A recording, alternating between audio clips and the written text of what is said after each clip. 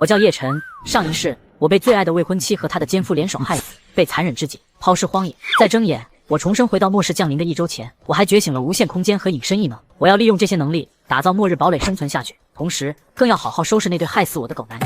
哦，小程哥哥，你好讨厌！以后再捉弄人家，我就把你偷偷看小电影的事告诉我姐。叶晨猛地回神，眼神里充满了惊恐和迷茫。怎么回事？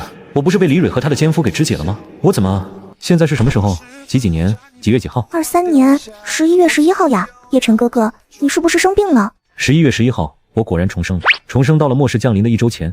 李蕊，你这个婊子，还有那个奸夫，你们害死我父母，害死清婉，这一世我一定要你们血债血偿。叶晨双眼猩红，一拳狠狠砸在桌子上。叶晨哥哥，你怎么了？是我说错什么话了吗？上辈子我真是瞎了狗眼，放着这么好的清婉不要，却被李蕊那个毒妇玩弄于股掌之间。没什么，以后你想我怎么捉弄你都行。呸！臭流氓，不理你了。李清婉害羞地转身跑出了房间，叶晨目送她离开，突然他眉心一阵刺痛。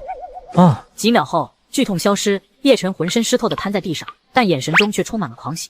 这是重生后的福利，无限空间和隐身异能。叶晨挣扎爬起，将手按在饭桌上，心念一动，整张桌子连同碗筷瞬间消失。他闭眼，心念再转，随即睁眼，饭桌已完好归位。卧槽，这么牛逼！这简直是为末世量身定做的超级冰箱啊！隐身，他的身影凭空消失在房间里。无敌，有这2个异能，还有7天时间，我必须做足准备。先从第一件事开始，囤物资。冷冻库外，送货的老李看着叶晨，脸上的皱纹笑成了一朵花。叶老板真是大手笔啊，这么多货，还给双倍的价钱，我老李都以为您在开玩笑呢。老李，信誉第一，接下来几天有新货优先给我，老规矩，双倍价，7天后统一结账。好嘞，您放心，我保证给您办得妥妥的。7天后就是末日，钱就是废纸，到时候能不能活下来都是个问题。收。忙碌了一整天，直到晚上，叶晨才将所有物资收入空间，肚子发出了抗议。5星级酒店门口，叶晨从出租车上下来，正准备走进酒店。姐夫，你在这里干什么呀？今晚刚下班吗？吃饭没？陪哥吃点。姐夫，这里会不会太贵了？我们随便找个餐馆吃点吧。你不是还要攒钱和我姐结婚吗？怕什么？今天姐夫请客，带你吃顿好的。街道对面，王丽忽然停下脚步，拿出手机拍照，将照片发给李蕊。小蕊，你看我拍到了什么？叶晨和你妹妹勾搭上了，2人去5星级酒店开房了。叶晨、李清婉，好一对狗男女。正在办公室摸鱼刷短视频的李蕊收到了信息。我说你们俩平时怎么那么亲密？原来早就有一腿了。不过叶晨哪来的钱去5星级酒店？他肯定藏了私房钱。看来我彩礼要的太少了，不行，必须加价，200万彩礼，家里的财产也得归我管。李蕊立刻给王丽回信，你帮我看住他俩，我马上就到。5星级酒店餐厅内，餐桌上摆满了天价菜品，李清婉坐立不安。姐夫，这么多我们吃不完的。没事，吃不完打包当宵夜。姐夫，你慢点吃，别噎着。酒足饭饱后，叶晨惬意地靠在椅子上，王丽和李蕊气势汹汹地冲了过来。大家快来看啊，这对不知廉耻的狗男女，光天化日之下就勾搭在一起。叶晨，你对得起我吗？你竟然拿着我们结婚的钱，带这个小贱人来5星级酒店鬼混！我跟你这么多年，你一次都没带我来过这种地方，难道我在你心里就一点分量都没有吗？你是什么人？我带谁吃饭需要你管？什么？叶晨，你疯了！我是你未婚妻。未婚妻？就你这种烂货也配？要当也该是清婉来当。你别以为我不知道，你早就跟张博文狼狈为奸了。上次我约你看电影，你说加班，实际上是跟他在酒店滚床单吧？还有次我给你送饭，你说在忙，其实是跟你的奸夫卿卿我我吧？你怎么会知道的？你怎么会知道的？我不但知道这些，我还知道我爸妈是怎么死的。李蕊脸色瞬间惨白，双腿一软，瘫坐在地上。搞了半天是这个女的出轨在先啊，真恶心。就是还有脸跑来闹事。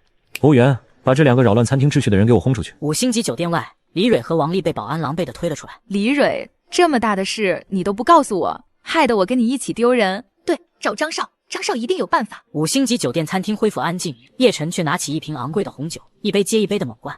李蕊、张博文，我不会让你们轻易死掉的，我要让你们求生不得，求死不能。叶晨哥哥，你别喝了，这样喝酒对身体不好。算了，我陪你喝。好啊。很快，3瓶红酒见了底，李清婉已经醉醺醺地趴在桌上。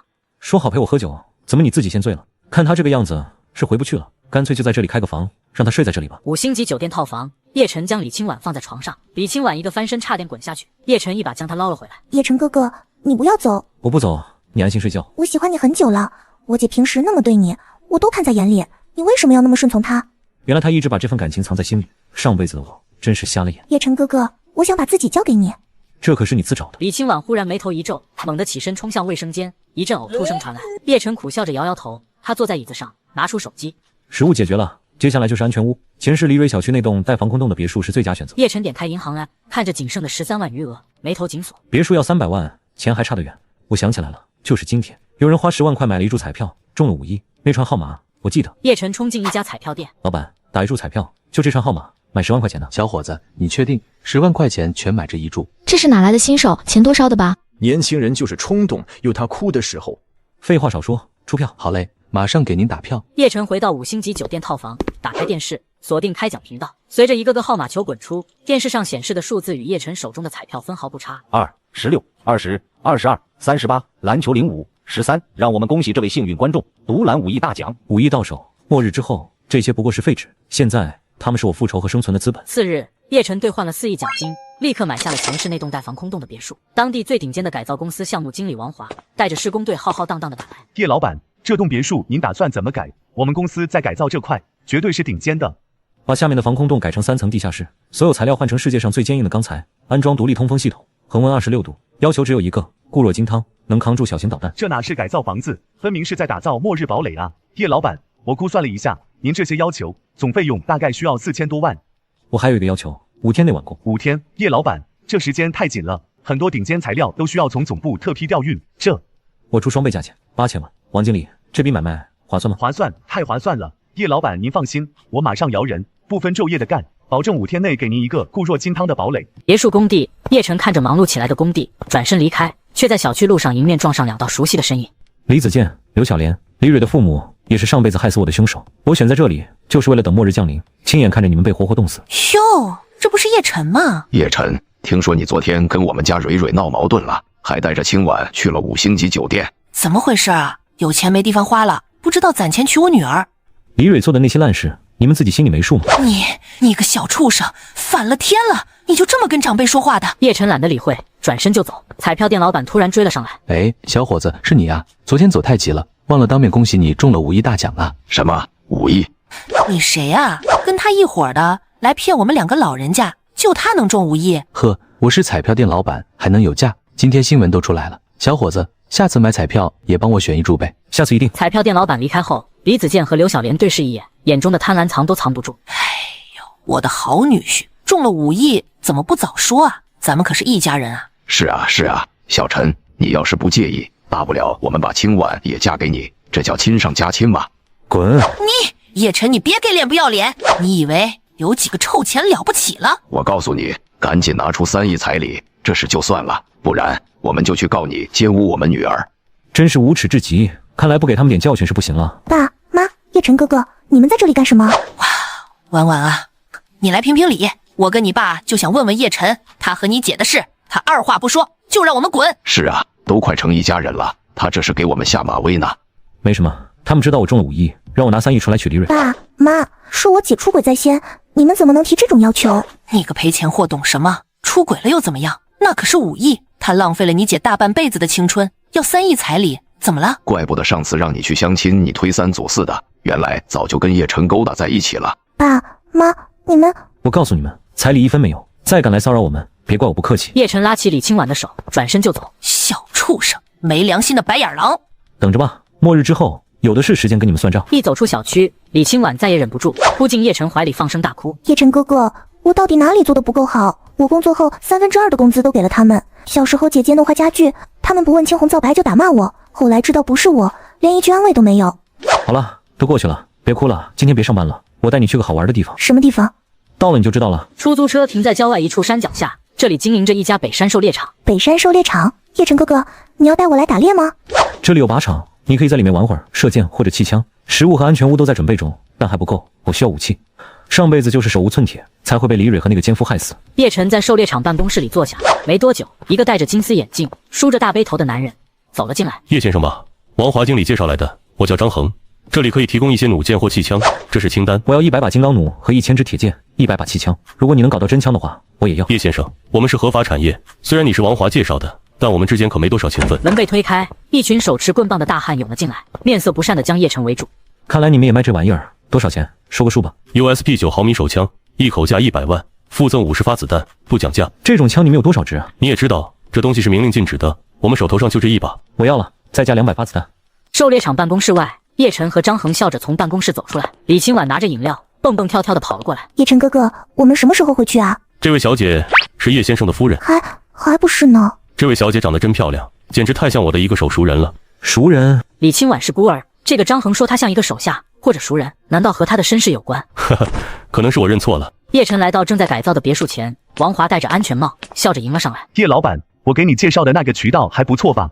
挺不错的。对了，再问你个事，你有没有途径查一个人的身份？他是个孤儿。叶老板开什么玩笑？我哪有那种通天的本领啊？别紧张，我有个朋友从小是孤儿，想找亲生父母，事成之后报酬少不了你的。行，我确实有渠道，不过叶老板，这事可跟我无关啊。叶晨转了一笔丰厚的报酬，王华很快发来一个名片，昵称是精准查找，5星级酒店套房内。叶晨为保稳妥，先让对方调查了王华，结果不出所料，对方把王华的老底都扒了出来，连他养的小三住哪都一清二楚，看来是个高手。叶晨立刻付了一大笔钱给对方，帮我调查李清婉的身世，以及北山猎场里是否有和她长相相似的人。因为别墅还在改造，叶晨直接在酒店订了7天的总统套房。他刚洗完澡躺在床上，手机突然震动起来，是精准查找发来的消息。这么快就有结果了？叶晨立刻点开文件，当看到文件开头的2张照片时，他愣住了。这个女人怎么和清婉长得这么像？母亲江冉23年前出车祸身亡，肇事者李子健。好，真是好啊！杀了人家的母亲，再把他的女儿领养回来当牛做马。李子健、刘小莲、李蕊，你们一家子真是连畜生都不如。叶晨的目光扫到文件最后一行关于李虎的信息。李虎曾在红浪漫 KTV 工作，那不是张博文的场子吗？叶晨眼中闪过一丝金光，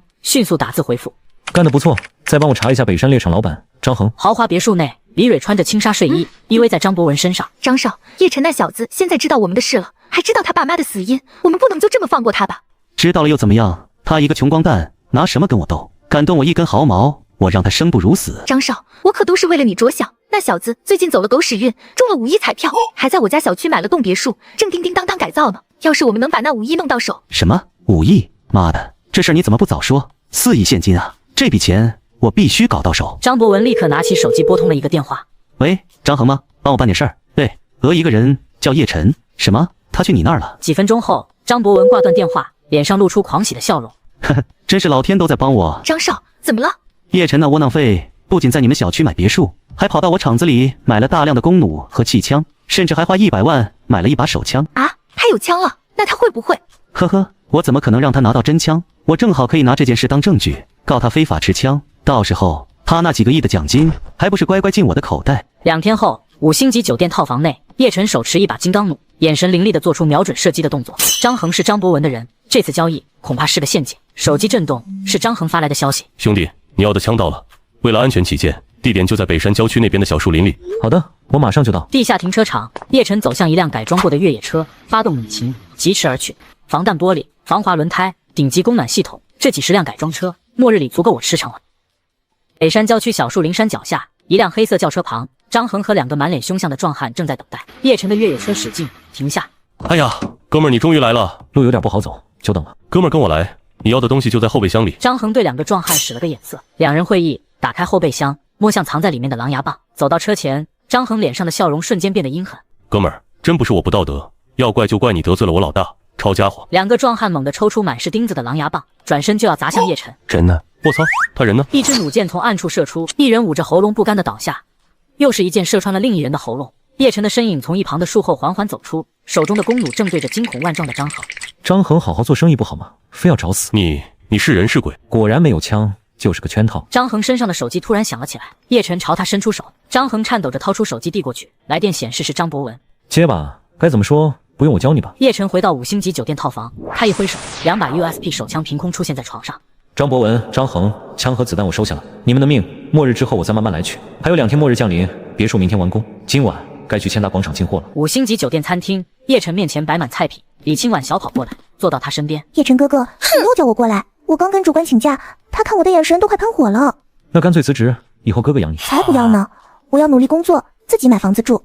行了，我的别墅明天就弄好了，搬过去跟我一起住。好啊。先吃饭。关于他亲生父母的事，还是等他住进别墅安定下来再说吧。我们俩都让李家给毁了。哇，这么多好吃的！酒足饭饱后，酒店老板笑容满面地走了过来。叶先生，您订的2000桌酒席，我们一定准时备好。这是我们送您的2瓶红酒，不成敬意。2000桌，叶晨哥哥，你订这么多干嘛呀？万一以后我们俩在一起，没人会做饭怎么办？你……就在这时，一个染着黄毛、流里流气的男人带着几个小混混走了过来。哟，清婉，你在这儿啊？我说你怎么请假了？脸怎么这么红？生病了？还是专门来这等我的？黄旭，我跟你说过，别再缠着我。别这么无情嘛，大家同事一场。你看我今天这身帅不帅？要不晚上带你出去兜兜风？如果你追女孩都是这个德行，那你活该单身一辈子。你是什么人，也有资格坐在清婉的旁边？给我滚出去！黄旭，你够了！哟呵，我说你怎么死活都不肯跟我谈对象？原来是找到了一个小白脸啊！黄旭朝着身后招了招手，几个小混混立刻围了上来。你再这样，我就跟你拼了！叶晨拉下李清婉的手，缓缓站起。小混混们不自觉地停下脚步。站住！你们这是在干什么？这里是公共场所，再这样我们就报警了。3名手持警棍的保安冲了过来，酒店老板也被惊动，一听是叶晨这边出了状况，连忙跑了过来。原来是这么个小事，把他们赶出去就行了。我们什么都没干呢，我爸可是德辉拆迁公司的老总，你们敢赶我，小心他把你酒店拆了。你爸，你去问问他，敢不敢在我面前撒野，麻溜的滚，惹恼了叶老板，我连你爸一块收拾。黄旭被保安架着外走去。再喝点。都怪我妈，非拉着我去相亲，对象就是那个黄旭，我根本没理他。谁知道他就像狗皮膏药一样缠上了我，还跑到我们公司当同事，烦死了。一个两鬓微白、自带凶悍气势的中年男人走了进来。黄旭，你这个小犊子跑哪去了？无人回应。黄德辉疑惑地走出了酒店。叶晨扶着有些醉醺醺的李清婉走到电梯厅，正准备上楼，却迎面撞上李蕊和张博文。哟，这是谁？原来是叶晨，你这个窝囊废！蕊蕊，这就是你说的那个连彩礼钱都凑不够的叶晨啊！今天一见，真的是有够窝囊的。这个蠢货恐怕还不知道张恒是我的人吧？这种把人玩弄在鼓掌之间的快感，真是爽。我是个人，肯定比不过你们，毕竟婊子配狗，天长地久。够了，你们又是谁？不准扰乱公共秩序！保安呢？快点把这2个人给我轰出去！你知道我是谁吗？我特么管你是谁，别打扰了叶老板。酒店老板亲自为叶晨按下电梯按钮，几名保安立刻上前驱赶张博文和李蕊。酒店大门外，张博文被轰出来，脸色十分难看。狗东西，钱都到老子手里了，先让你蹦跶几天，之后再收拾你。张博文拽着李蕊，头也不回地离开了。一旁刚被赶出来的黄旭正在对小弟怒吼：“给我查清楚这个叫叶晨的身份，这件事老子不能就这么算了。”5星级酒店套房内，叶晨站在窗边，看着楼下离开的几人。一群跳梁小丑，末日将至，到时候再跟你们慢慢玩。叶晨转身离开酒店，驱车前往市区，大肆采购食物、寒衣、药品乃至各种职业制服，悉数塞进一空间。就在这时，电话铃声响起：“叶老板，不负众望，我们终于在5天之内将您的别墅按照要求全都改造好了，您现在要过来看看吗？”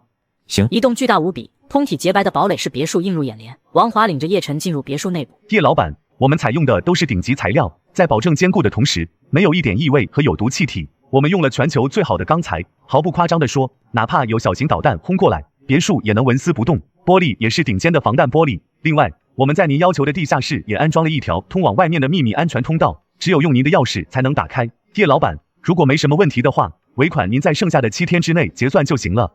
尾款？还是先想想自己怎么活下去吧。地下室送走王华，叶晨将成吨的桶装水马放进地下室，一空间里一部手机持续震动起来。他取出查看，发现是张恒的手机，上有10几个来自张博文的未接来电。特么的，张恒你个狗东西现在在哪里？敢把那笔巨款私吞就等死吧你！快点给老子过来，把钱立刻转给我。二货！临近黄昏，别墅的大门被人敲响，叶晨打开门，只见一群大爷大妈正伸长了脖子往里看。李子健和刘小莲心虚地躲在人群最后面。小叶呀，这就是你装修好的别墅吗？让我们进去看看呗。是啊是啊，子健和翠花说他女婿在这儿买了别墅，让我们来参观一下。你们在我家门口围着干什么？这不是你岳父岳母让我们来的吗？我不是他们的女婿，你们各回各家吧。叶晨，你说什么胡话呢？这么冷的天，快让你叔叔阿姨们先进去再说。是啊，我家婉婉现在还和你好着呢，怎么就不算女婿了？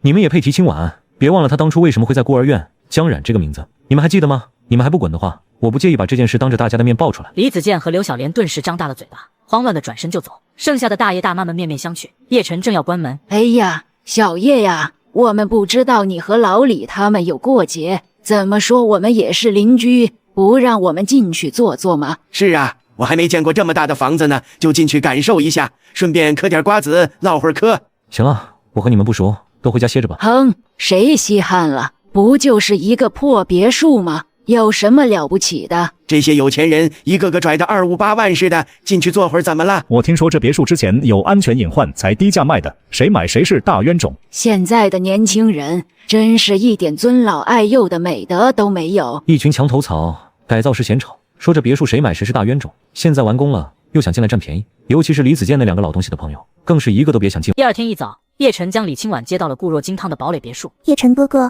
这里也太舒服了吧，外面都快冬天了，里面还跟春天一样。工作辞了？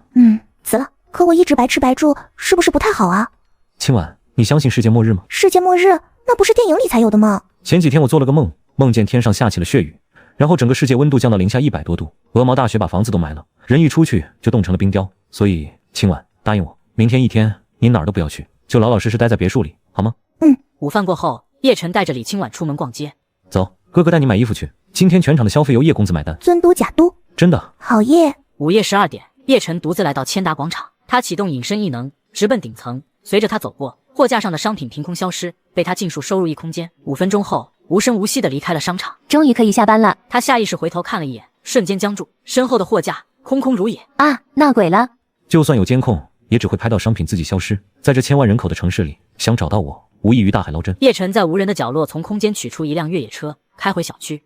他收好车，再次开启隐身，顺着小路向别墅走去。就在即将到家门口时，一阵说话声从右侧传来，让他停下了脚步。旭哥，查到了，叶晨那小子就在这小区买了栋别墅，最北边那栋。没错，我问了几个大爷大妈，一提叶晨他们就一脸晦气，看来这小子在这名声不怎么样。妈的，不早说！我前2天刚在这买了套房，就是想从李清婉那对养父母下手。旭哥，我听说叶晨昨天把李清婉接到他家里去了。什么？该死的！从今天起，你们都跟老子住这儿，我非要整死这个叶晨。去，把这2个捕兽夹放到他家门口，先让他尝尝惹我的后果。叶晨悄无声息地来到一个拿着捕兽夹的混混身后，用力一推。哎呦，你他妈找我干什么？不是我啊，我好像被人推了一下。放屁！这大半夜的就我们几个，哪来的别人？叶晨故技重施，几个混混不受控制地摔作一团。卧槽，不会真的闹鬼了吧？叶晨将掉落在地的捕兽夹捡起，无声地打开，放在了黄旭面前。2个害怕的小弟下意识向黄旭靠拢，脚下猛地传来咔嚓一声。啊，我的脚！搞什么鬼？捕兽夹怎么开了？快跑！剩下的小弟也顾不上疼痛，慌乱地逃走了。叶晨回到别墅，李清婉已经蜷在沙发上睡着了。他轻手轻脚地走过去，为他盖上一层毛毯。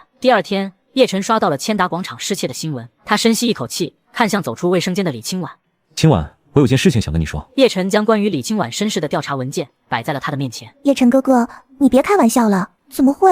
我的亲生妈妈竟然是他们！叶晨轻声安慰着，同时也将自己父母身死的真相讲给了他听。我把我身上最后一点积蓄都转给他们了，就当是抚养我这些年来的费用。从现在起，他们不再是我爸妈了。没事，以后有我陪着你。亮白的天空忽然间乌云密布，暗红色的雷电在云层中闪现，无数血红色的雨滴从天际坠落，将屋檐、道路、树木都染成一片血色，最后凝结成一层厚厚的冰霜。末日来了，末日来了！天哪，这是怎么回事？下雪雨了！看来我做的梦应验了。叶晨哥哥，你说的都是真的。血雨溅在窗户上，凝结成红色的冰霜。叶晨拿起遥控器一按，滚烫的水流从窗户上方流下，将血污冲刷干净。叶晨打开电视，屏幕上正在播放紧急新闻。紧急播报：这场突如其来的血雨导致气温骤然降低，目前外界气温已达零下30度，并持续下降，请所有市民不要外出，注意安全。太天真了，这只是个开始。叶晨从异空间拿出热气腾腾的全家桶和冰可乐，放在餐桌上。吃饭。叶晨的手机不断震动，一个名为阳光小区业主群的群聊消息刷屏。物业，什么破房子，空调开到最高也只有7度，要冻死人了。家里没菜了，水龙头都冻住了，你们管不管啊？快给我们发点食物，要饿死了。抱歉各位，运送物资的火车翻车了，司机受了伤，明后天才能到。谁家有充足的食物，可以分一些给邻居。总经理，你关心吗？这才第1天，人性就暴露无遗了。叶晨哥哥，是李子健的电话，接吗？接，开免提。哎呀，婉婉啊，你终于接电话了。你那有吃的吗？外面天太冷了，我这老骨头实在出不去。你买点饭给你妈和我送过来吧。对了，千万别让叶晨知道。我们已经没关系了，你为什么不让你的亲生女儿李蕊去送？婉婉啊，蕊蕊她生病了，出不去。看在我们养你这么多年的份上，你就帮我们这一次吧。想吃饭可以啊，我这里食物很多，自己过来拿。叶晨挂断电话，随手将手机扔在一边。叶晨哥哥，你真的要给他们食物吗？婉婉，你觉得这么冷的天，他们真的敢过来吗？叶晨哥哥，陪我一起打游戏好不好？好。203号房内，李子健和刘小莲裹着厚被子，蜷缩在床上，房间里只有6、7度，冰冷刺骨。我好饿啊！叶晨那个小畜生不是说有吃的吗？我要去找他。你疯了！我们现在出去，没走几步就得被冻死。那怎么办啊？总不能就这么饿死吧？冰箱里连根菜叶子都没有。有了，叶晨家不是有食物吗？我们就在业主群里说，鼓动所有人一起跟他要。这么多人施压，我就不信他敢不给。这个办法好，看他到时候还怎么横。别墅内，叶晨和李清婉穿着轻薄的睡衣，正靠在沙发上打游戏。你有食物了，按照规矩罚你亲我一口。哎呀！李清婉害羞的努起嘴，正要凑过去，叶晨放在一旁的手机却滴滴响个不停。叶晨哥哥，你手机响了，先看手机吧。叶晨皱眉拿起手机，发现是业主群里有人在疯狂按他，向他索要食物。妈的飞鱼，我举报，咱们小区的叶晨家里有大量的食物，但他一点奉献精神都没有，应该拿出来分给大家共度难关。想用道德绑架来逼我交出食物，真是大错特错。我这里确实还剩下几包泡面，可以卖给你们，一包泡面50块钱，不许讲价，也不能赊账。上辈子我就是因为过于好心才会惨死，这一次我绝不会重蹈覆辙。203号房内，李子健和刘小莲紧紧盯着手机屏幕，气得浑身发抖。这个小畜生，一包泡面卖50块钱，他怎么不去抢？我们现在怎么办？总不能一直饿着吧？要不给蕊蕊打个电话？行，你打。刘小莲用李子健的手机拨通了李蕊的电话。爸，你给我打电话干什么？蕊蕊啊，外面突然降到-30多度了，我们家里一点食物都没有，饿得难受啊。爸，我现在在张少家里，他家的东西我不能随便乱碰。再说了，外面下着血雨，到处都结冰了，还出了好几起车祸，我怎么过去啊？哎呀，张少叫我了，我先挂了，你们先忍忍。电话被挂断，李子健和刘小莲面面相觑。对了，你昨天不是还有一个吃剩下的汉堡吗？那个汉堡太难吃了，我就把它扔到垃圾桶里面了。你这个败家娘们！李子健跑到垃圾桶那，伸出手翻找起来。小区某房间内，黄旭举着棒球棒，气势汹汹地站在几个小弟面前。兄弟们，业主群里那帮怂蛋，指望不上了。叶晨那小子有食物，咱们直接上门去抢，正好解解我的心头之恨，顺便把李清婉抢过来。没错，旭哥，必须给这小子一点苦头尝尝。现在谁也不敢出门，咱们正好打他个措手不及。行，那我们走。黄旭率先打开房门，扑面而来的寒风让他打了个冷战，但为了维持老大的面子，他还是打着伞，咬牙走了出去。别墅内，叶晨和李清婉正靠在沙发上吃着零食打游戏，一阵巨响从大门处传来。这是怎么回事啊？有人在捣乱。李清婉顺着他指的方向看去，只见黄旭正带着一堆小弟用棍棒堵着大门。这个黄旭怎么阴魂不散？没事，我把他们赶出去就好了。妈的，这什么破门，怎么也打不破？好玩吗？要不要我让你们体验一下冰火两重天是什么滋味？叶晨将双手伸出窗外，举起一根大号水管，大量的水在水管的挤压下喷射而出，冰冷刺骨的水渗透进他们衣服，凝结成一道道冰霜，将他们的衣服、头发都彻底冻结。冷冷的冰雨在脸上胡乱的拍。卧槽，冻死我了！他妈的，冻死我了！快跑啊！叶晨，你给我等着，我不弄死你就不姓黄！黄旭说完，狼狈的跑了。小弟们丢下武器，连滚带爬的逃走。叶晨关上窗，近100度的热水加上外面的低温，不死也得脱层皮。黄旭，慢慢玩。李清婉递上一杯热水。婉婉，你好像忘了点什么。李清婉脸一红，飞快地凑上前，在叶晨脸上亲了一下。叶晨哥哥，这是我的初吻，剩下的等我想好了再给你，好吗？好，上一世只有你坚定地陪在我身边，这一世换我来保护你。至于那些仇人，我会让他们尝到无尽的痛苦。黄旭和几个小弟跑回房间，一个个蜷缩在沙发上，抖得像筛糠。废物，一群废物，连个门都打不开，冷死了！快找东西生火！一个小弟点燃了垃圾桶里的废纸，众人立马围了过去。几分钟后，众人感觉恢复了些知觉，开始脱身上已经冻成冰坨的衣服。好疼！旭哥，你看我身上。众人低头一看，只见皮肤上满是烫伤的红印和水泡。妈的，是烫伤加冻伤！快找药！刚搬来，哪有药啊？去浴室用冷水冲。黄旭一脚踏入浴缸，刺骨的寒意瞬间传遍全身。该死的叶晨，我一定要把你碎尸万段！就在这时，浴室门被撞开，几个赤条条的小弟冲了进来。滚，都得老子慢点，别碰到我！缓过劲的黄旭裹着被子，脸色阴沉地坐在床上。那小子的别墅门太硬，硬闯肯定不行，得想个别的办法。对，找我爹，我爹一定有办法。他立刻翻出手机，拨通了黄德辉的电话。喂，小犊子，又干嘛？老老实实待着，等降温过去再说。爹，你儿子快被人整死了，快带人来帮我啊！别墅内，叶晨和李清婉正享用着精心准备的烛光晚餐。叶晨悠闲地刷着手机，看着业主群里的哀嚎。又在看那个业主群啦？是啊，这可是末日里最好的消遣节目了。叶晨看到群里有几个心善的业主，愿意将自己的食物分给他人。都以为这降温1周就能过去，太天真了。这时候的食物可是千金不换的保命物资，不过都是成年人，要为自己的选择负责。一条私信弹了出来：李子健、叶晨，你那边还有泡面吗？我出100块钱买了。这铁公鸡居然舍得拔毛了，看来是真饿坏了。你想吃泡面啊？可以啊，不过现在涨价了，一包泡面要500块钱，你要是愿意付钱，就自己过来拿。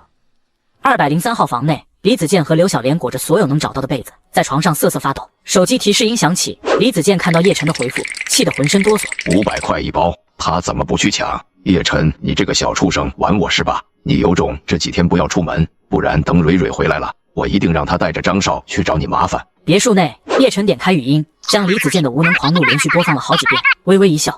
哎呀，你也知道外面气温这么低，我又不能出去工作，家里的食物本来就没有多少，总得赚点钱吧。203号房内，李子健看到这条消息，额头青筋暴起。你中了5个亿还缺钱？之前联系其他有物资的邻居，对方都学着叶晨抬高了物价，最后嫌我烦还把我拉黑了。无奈之下，他只能忍着怒火，再次打字。好歹你也曾经是我们的准女婿，现在你岳父岳母就快要饿死了，连一包泡面都不给吗？这样吧，看在我们以往对你照顾有加的情分上，50块钱2包泡面我买了。别墅内，叶晨看到消息，脸上笑意更浓。又打起感情牌了。他没有回消息，而是拍了一张面前丰盛的晚餐，发送了过去。照片上，红色的蜡烛摇曳，裹满酱汁的牛排和高脚杯里的红酒显得诱人无比。203号房内，李子健饿得受不了，刚从冰箱缝里找到一根菜叶塞进嘴里，手机就响了。李子健定睛一看，是叶晨发来的照片，他点开照片，顿时瞪大了眼睛，口水不自觉地从嘴角流下。该死的，他怎么还有牛排吃？小陈啊，我知道你对我们一家人有些误解，当初确实是蕊蕊出轨在先，等他回来了，我一定让他上门给你道歉。你现在就给叔叔阿姨一点吃的东西吧，不然真的就要饿死了。李子健紧紧盯着屏幕，等待着叶晨的回复。几个小时后，聊天框内依旧没有任何动静。他妈的，这个小畜生不会是故意来玩我的吧？次日一早，叶晨缓缓睁开眼，扭头看向身旁安稳入睡的李清婉，嘴角浮起一抹微笑。有房有他，这才是生活。叶晨轻手轻脚地替李清婉掖好被子，离开了房间。别墅客厅，叶晨从一空间取出早餐，一边吃一边打开手机。他无视了李子健的10几个未接来电，直接点开新闻。无人机画面中，城市已被厚厚的红色冰层覆盖，气温持续下降，也有多起因路面结冰导致的交通事故，请市民。叶晨关掉新闻，在餐桌上留下一张纸条，转身走向地下室。早饭在桌上，凉了用微波炉热一下。叶晨来到由防空洞改造的地下2层，这里遍布着各种健身器材和一个小型靶场。别墅再坚固，也不如自身强大。叶晨开始锻炼，直到满身大汗，才停下来练习射击。回到客厅，李清婉已经醒来，正在吃着早饭。你起来了？去锻炼了一下，我先去洗个澡。叶晨冲完澡出来，手机刚好弹出一条全体成员的消息。他熟练地点进阳光小区业主群。全体成员，物资已送达，但数量有限，只有蔬菜和泡面，想要的来业委会领取。回复收到。下方是密密麻麻的收到。黄旭那家伙肯定也在等着我出门。叶晨拿出一瓶可乐，悠闲地趴在沙发上，打开手机上的监控软件，很快在别墅右侧的监控死角发现了黄旭正带着几个小弟，手持武器埋伏在那里。果然贼心不死，想趁机找我麻烦。既然知道了你的计划，我就更不可能出去了，慢慢等吧。小区别墅外，黄旭和他的小弟们在寒风中已经等了近半个小时，冻得直哆嗦。旭哥，叶晨那小子会不会知道了我们的计划，不出来了？放屁，他怎么可能知道？我们再等等，我就不信他能一直当缩头乌龟，不愁吃穿。等我爹过2天过来，看我怎么收拾他。漫天血雨哗啦啦的落下，黄旭和几个小弟躲在伞下，死死盯着叶晨别墅的大门。旭哥，这都1个小时了，叶晨那小子不会真的不出来了吧？妈的，不应该啊！先去业委会把我们的物资领过来。好的，旭哥。小弟麻利的绕到别墅后面，飞快跑了。剩下的小弟冻得瑟瑟发抖。难道叶晨早就知道我们埋伏在这里，所以才不出来？真是排除万难，坚持不懈，看来得给他们增加点难度了。正好在地下室练了半天，还没实战过。叶晨从一空间拿出一把气枪，来到2楼窗口，瞄准扣动扳机，砰砰砰几声，他们头顶的雨伞接连出现大洞，血雨顺着洞口浇了他们一头。叶晨，又是你，有种给老子出来！叶晨看着他，只是默默举起气枪，瞄准了黄旭，一颗橡胶子弹直接击中他的大腿。操！有空常来玩啊！叶晨笑眯眯地关上窗户，回到客厅沙发上，手机响了，是物业发来的消息。点开阳光小区业主群，领到菜了，还有10几包泡面，太好了。是啊，这天气谁敢出门？有吃的就不错了。物业，你什么意思？我们去晚了一点，怎么一点食物都没给我们留？怎么可能？我都是按人数分的，你可别污蔑人。呵呵，我现在就在你们居委会门口，你过来看看。没过多久，物业突然在群里发了新消息：安全体成员，抱歉各位，刚查了监控，物资不是平白无故消失的，是有人多拿了一份，偷偷摸摸就走了。我在群里不想点名，希望那个人自觉一点，主动把多拿的食物送回来。等了许久，小偷并未出现，物业终于忍不住了。你他来这儿记203李子健，非要我点你名是吧？快把你多拿的食物送回来。你凭空污人清白，我拿的是叶晨那份，他是我准女婿，我怎么不能拿？叶晨早就说了，他的那份不要了，你这是偷。李子健，我跟你没任何关系，偷东西就偷东西，别扯上我，真不要脸。@1203李子健，老东西，不还我东西是吧？你等着，我现在就上门找你。群里瞬间一边倒的指责李子健，李子健彻底装死。狗咬狗，可惜了，没法现场看戏。午饭吃点什么呢？看他们抢泡面，我都馋了，就来个海鲜面吧，加点龙虾和鲍鱼。黄旭带着几个小弟，举着破伞，气势汹汹地来到李子健家门口。黄旭举起棒球棒，用力砸门。开门，老东西，给老子滚出来！旭哥，这老东西装死呢？不出来，我有的是办法让他出来。黄旭示意小弟从怀里掏出2个烟雾弹，点燃后塞到门缝下，浓烟滚滚，顺着门缝钻进屋内。门内传来剧烈的咳嗽声。你们这帮小兔崽子，扰民！话没说完，黄旭直接一脚踹在他肚子上，李子健捂着肚子倒在地上。妈的，敢抢老子的食物，进去把吃的都给老子拿回来！哎呦，这不是小浩吗？我是李清婉的妈妈，刘阿姨呀。之前我还安排你们相过亲呢，这可真是大水冲了龙王庙。一边去，谁跟你一家人？老东西，把我那份食物藏哪了？快交出来！在橱柜里。一个小弟立刻上前翻找，从橱柜最下层扯出一块破布，露出了里面的食物。旭哥，找到了，这2个老东西还拿破布盖着。等等，再多拿几桶泡面，敢藏老子的东西，必须给他们点教训。暂时动不了叶晨，就先恶心一下这两个老东西，反正他们跟叶晨也有关系。黄旭等人带着大部分食物扬长而去，刘小莲连忙关上门，扶起李子健。我的食物啊，我好不容易才偷拿回来的。这群天杀的混蛋，都怪叶晨那个小畜生！要不是他在群里不认账，我们怎么会变成这样？没错，都怪他。他要是承认那份食物是他的，黄旭怎么敢找上门来？2天后，血雨愈发猛烈，气温骤降至零下40度。别墅里，叶晨和李清婉正享用着热气腾腾的烤全羊。电视里播放着新闻。专家表示，这场血雨是罕见的天外气象，请广大市民不信谣，不传谣。天真，等气温降到零下100度，才是真正的地狱。叶晨用热水冲进窗上的血污，随即举起望远镜，看到几辆黑色汽车驶入停下，10几名黑衣人列队站定。穿皮大衣的黄德辉下车后，径直走入楼内。小区某房间房门打开，黄旭探出头，看到门外的中年男人，脸上瞬间堆满喜悦。老爹，你终于来了！你这小犊子搞什么鬼？非让我带人过来，还要带上破门的家伙。爹，你儿子快被人欺负死了！黄旭猛地掀开上衣，露出胸口大片的烫伤红印和淤青。这是怎么回事？就是那个叫叶晨的小子，他不仅抢我女人，还用开水烫我，看我这伤。行了，老子知道了，一个毛头小子也敢动我黄德辉的儿子，走。去会会那个叶晨。别墅内，叶晨手机屏幕忽然亮起一个红色警报，他冲到窗边，举起望远镜，只见黄德辉带着10几名手下正朝别墅而来。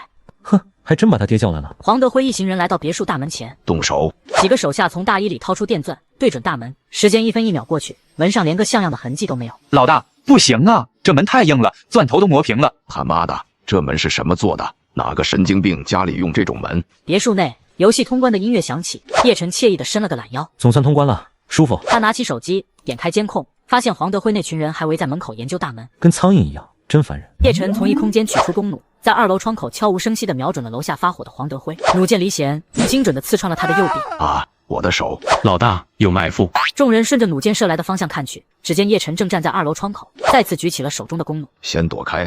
又一弩箭射中一名手下大腿，众人大惊，急忙架起黄德辉与伤员退向监控死角。叶晨瞥见黄德辉腰间鼓起，立刻关窗。几乎同时，一颗子弹打在玻璃上，留下浅坑。他妈的，这是防弹玻璃！这小子是有多怕死？我们先撤，我就不信他能一辈子当缩头乌龟。走！叶晨看着监控里狼狈离去的众人，冷笑一声，转身回到沙发上。小区房间内，黄旭听到开门声，兴奋地抬起头。爹，怎么样？收拾那小子？他看到黄德辉手臂上的弩箭，话戛然而止。爹，你这是怎么了？他妈的，叶晨有弓弩，你怎么不说？我哪知道啊！他之前只用热水和气枪打我们。该死，要20打不通。老大，车里有应急医药箱，快去拿，先给阿天治伤。手下拿来医药箱，黄德辉咬住毛巾，点头示意。弩箭被猛地拔出，带出一串血珠，他痛得闷哼，大汗淋漓。手下迅速撒药包扎。不行，必须马上去医院，把阿天抬上车。你个小犊子，给我老实待着，等我回来再跟你算账。几人抬着伤员来到小区楼下，发现3辆车都覆盖着一层诡异的红色冰晶。黄德辉坐进驾驶座，拧动钥匙，车子却毫无反应。操，打不着火！在零下40多度的严寒中，汽车的发动机和油箱早已被彻底冻住。叶晨哥哥，你尝尝我刚炸好的薯条。客厅的大灯却啪地熄灭，别墅瞬间陷入昏暗。窗外持续了7天的血雨也停止了。这是怎么回事？停电了，来了！全球停水停电，人类真正的末日开始了。婉婉，你在这坐一会儿，我马上回来。叶晨来到别墅地下室，启动了备用发电机，不到1分钟，客厅大灯重新亮起，所有电器恢复运转。哇，叶晨哥哥，你好厉害！叶晨轻笑一声，打开手机，所有群聊消息都是99加。他点开阳光小区业主群，群里乱成一锅粥。怎么回事啊？不是说血雨停了就恢复正常吗？怎么还停电了？天越来越冷了，空调也开不了，这是要冻死人啊！不止停电，还停水了。我刚试了，水龙头不出水了。艾特物业，给我们一个解释。艾特全体成员，大家不要慌。刚接到通知，蓝星将迎来史上最大规模的寒潮，恢复水电时间不定，请大家不要外出。详细上面。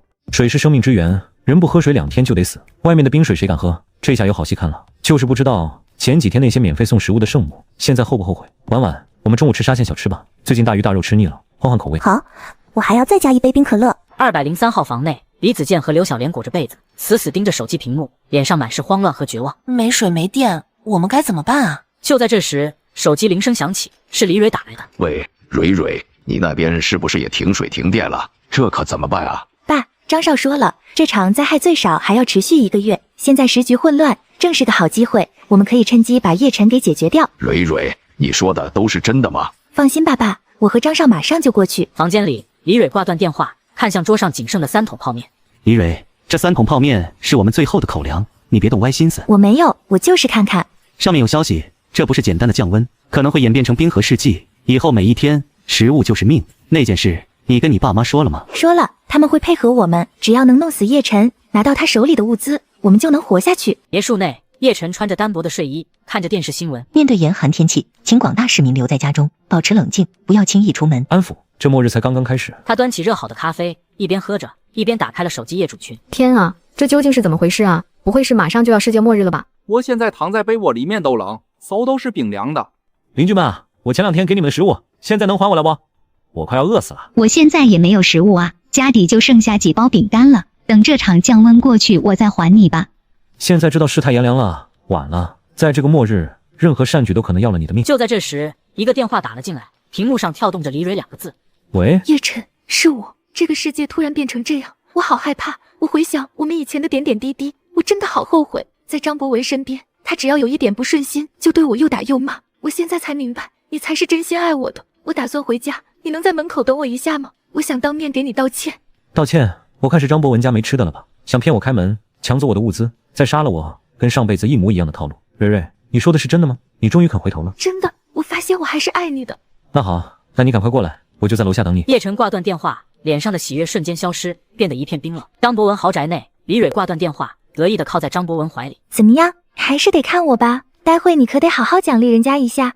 等事情办成了，拿到他的物资，再解决掉他，我肯定好好犒劳你。两人立刻兴冲冲地来到车库，打了几次火，终于启动了车子，朝着阳光小区驶去。天空中忽然降下鹅毛大雪，李蕊和张博文的车停在小区内。李蕊下了车，在寒风中冻得瑟瑟发抖。这鬼天气！张博文示意他上前，自己则拿着一根钢管，躲藏在了一个监控死角。叶晨，我到了，你人呢？依旧没人开门，他只好拿出手机，再次给叶晨拨了一个电话。喂，叶晨，我都到门口了，你人呢？别墅内，叶晨将手机放在一边开了免提，一边清洗着水果，故意撩起水花，制造出洗澡的声音。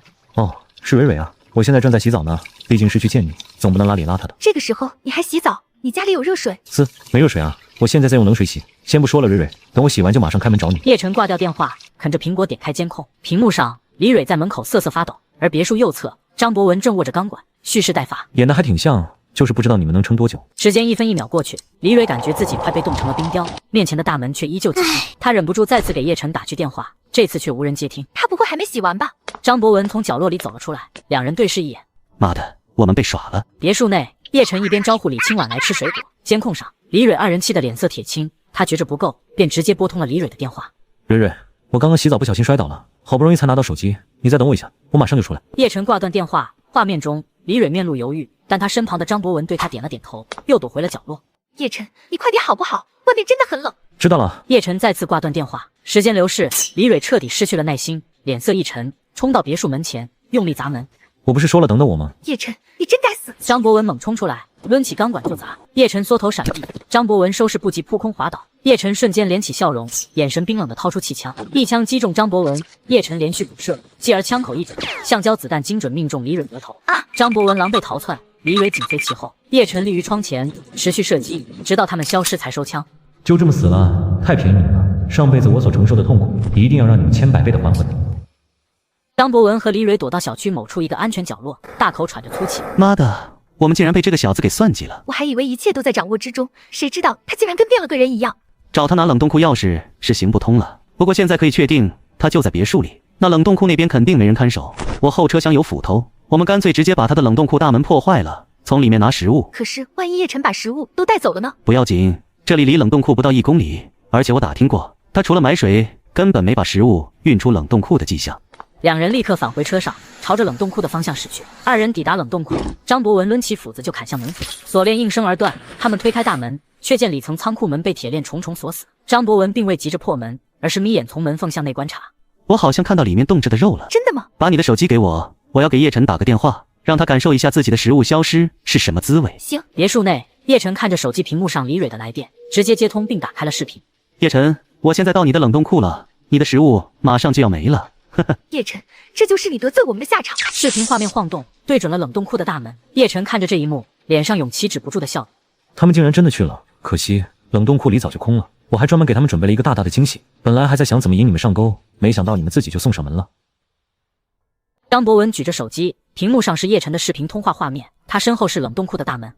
叶晨，你的食物马上就要没了，怎么不说话了？是不是心疼的快抽过去了？接下来就让你亲眼看着我们把你所有的食物都拿走。张博文将手机递给李蕊，抡起斧子猛砸门上的铁链，斧链碰撞擦出火花，几下之后，铁链便咔嚓断裂。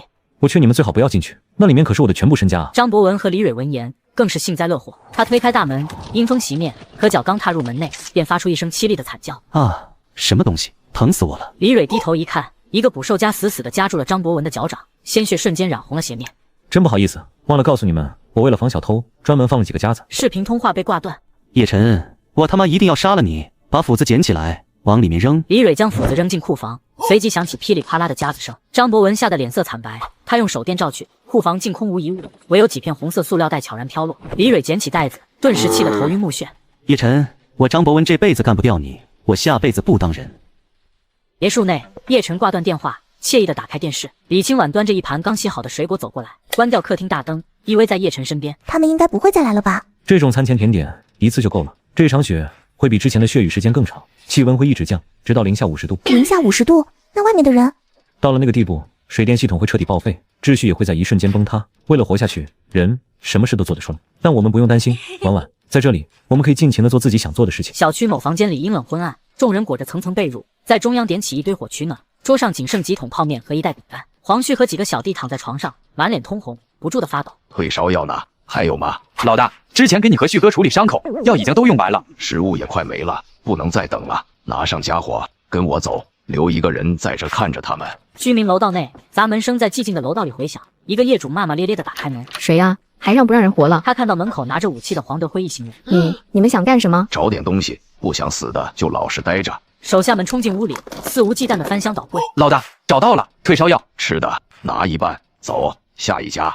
别墅里，叶晨和李清婉正围着热气腾腾的牛油火锅大快朵。叶晨哥哥，在这种天气吃火锅也太幸福了吧！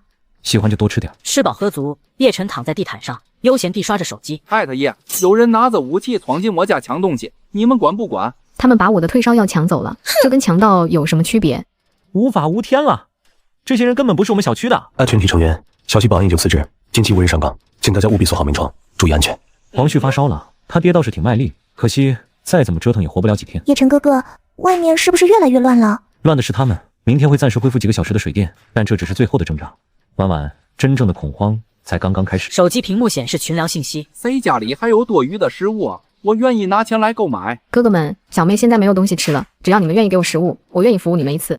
我家里就剩下1包泡面了，以后的日子可怎么过啊？叶晨轻笑一声。就在这时，手机弹出一条好友验证消息：我叫周雨萌，也是小区的住户，请问你现在还有食物吗？我可以花钱向你购买，如果你有什么需要我力所能及的事情，我也可以帮忙，报酬就是食物。周雨萌。别墅内，李清婉端着一盘刚出炉的蛋挞走了过来，将蛋挞递到他面前。叶晨哥哥，你要尝尝我刚做的新鲜出炉的蛋挞吗？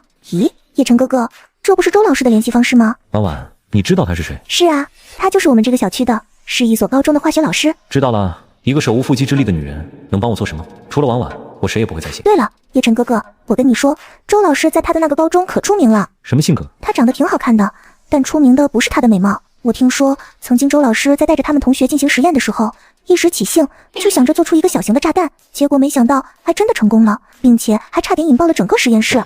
引爆实验室？你说的都是真的吗？真的，我当年就是在那个高中毕业的，这件事几乎轰动了整个学校。要不是没有酿成灾祸，恐怕学校就已经将他辞退了。我先去把这个盘子洗了。竟然能够制造炸弹，这可是比手枪还要严格的违禁品。如果能把这个女人拉过来，让她替我制作炸弹，我的安全就更有几分保障了。不过在此之前，还是需要试探一下，防人之心不可无。叶晨低下头，看着那条好友验证消息，按下了接受按钮。李蕊和张博文来到了李子健家里，张博文正打着电话。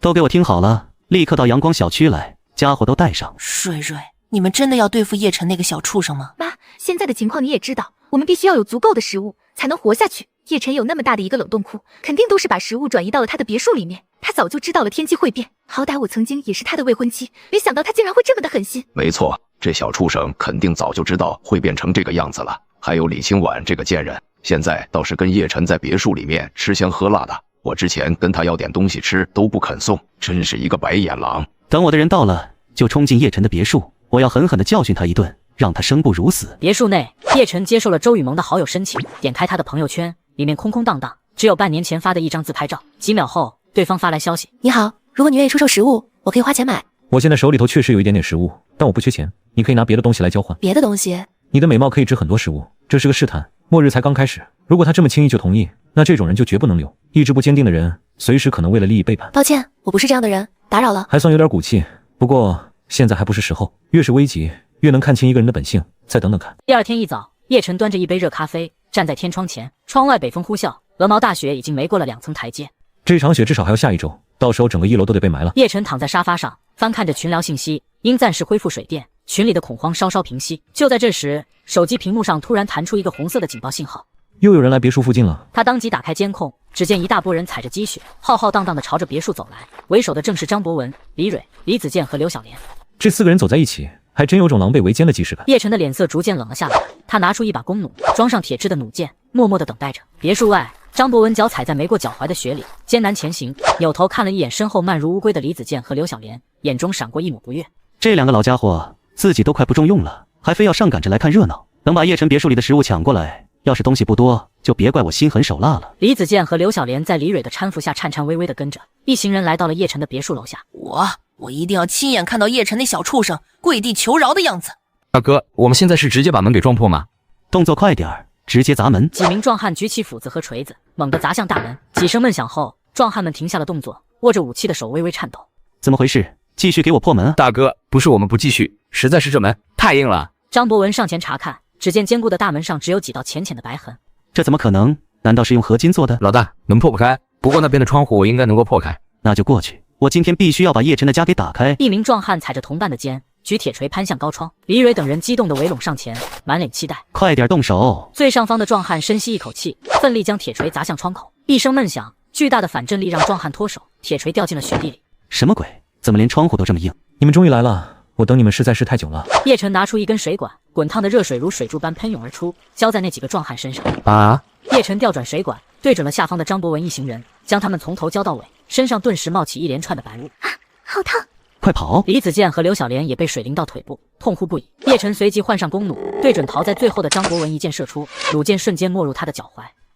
李蕊率先弃重而逃，李子健夫妇惊恐跟上。张博文脚踝中箭，在雪中滑稽爬行。快去把大哥抬走！几人立刻冲上前，七手八脚地架起张博文，仓皇逃离。叶晨站在窗边，看着他们远去的背影，脸上笑意更浓，收起弓弩，心情愉悦地哼着歌走向厨房。游戏才刚刚开始，李蕊、张博文，你们的下场绝不会好。至于那2个老的，腿上的烫伤已足矣，这种感觉痛快。今天是个好日子，必须整点烧烤庆祝一下。叶晨从一空间拿出切好的肉串和各种调料，准备大餐。这时，刚睡醒的李清婉洗漱完毕走了过来。哇，烧烤，我来帮忙。别墅内欢声笑语，与屋外冰天雪地的景象形成了巨大的反差。众人刚一进203号房内，火辣辣的剧痛瞬间席卷全身。李蕊拿起镜子，看到自己通红一片，甚至开始蜕皮的脸，发出一声尖叫：我的脸毁了！李子健和刘小莲连忙脱下裤子查看，还好，就是大片红印，没破皮。蕊蕊，你臭女人，给老子闭嘴！壮汉们小心翼翼地将昏迷的张博文抬到床上，他脚上的伤口还在不断渗血。喂，老头，这小区里有没有医生？有医生。蕊蕊，你的脸有救了。几名壮汉问清地址后，立刻冲了出去。半小时后，一个戴着金丝眼镜的瘦弱男人被他们架了进来。大哥，有话好好说，别动手。废话少说，治好我们老大就放你走。203号房内，伤口长时间暴露在低温下，组织已经坏死，想活命，要么去医院做手术，要么就只能截肢。就在这时，床上的张博文悠悠转醒。该死的叶晨，我不杀了他，这辈子都抬不起头来。一名壮汉凑到张博文耳边低语复述，张博文脸上的愤怒顿时转为惊恐，他下意识看向右脚，只觉一阵天旋地转。医生，你救救我，我不想截肢，只要你能治好我，我给你大量的食物。办法倒是有，就是残忍了点，没有麻药，我得找把锋利的刀，把那些冻烂的肉全都剔出来。那你帮我割吧，忍着点。汪平用火烤过的水果刀为张博文处理伤口，刀刃刚触到伤处，没有麻药的剧痛便让他浑身剧颤，面目扭曲，只能发出闷哼。手术完毕，张博文已彻底虚脱，浑身湿透。处理完了，那大哥，我的食物，给他一点食物。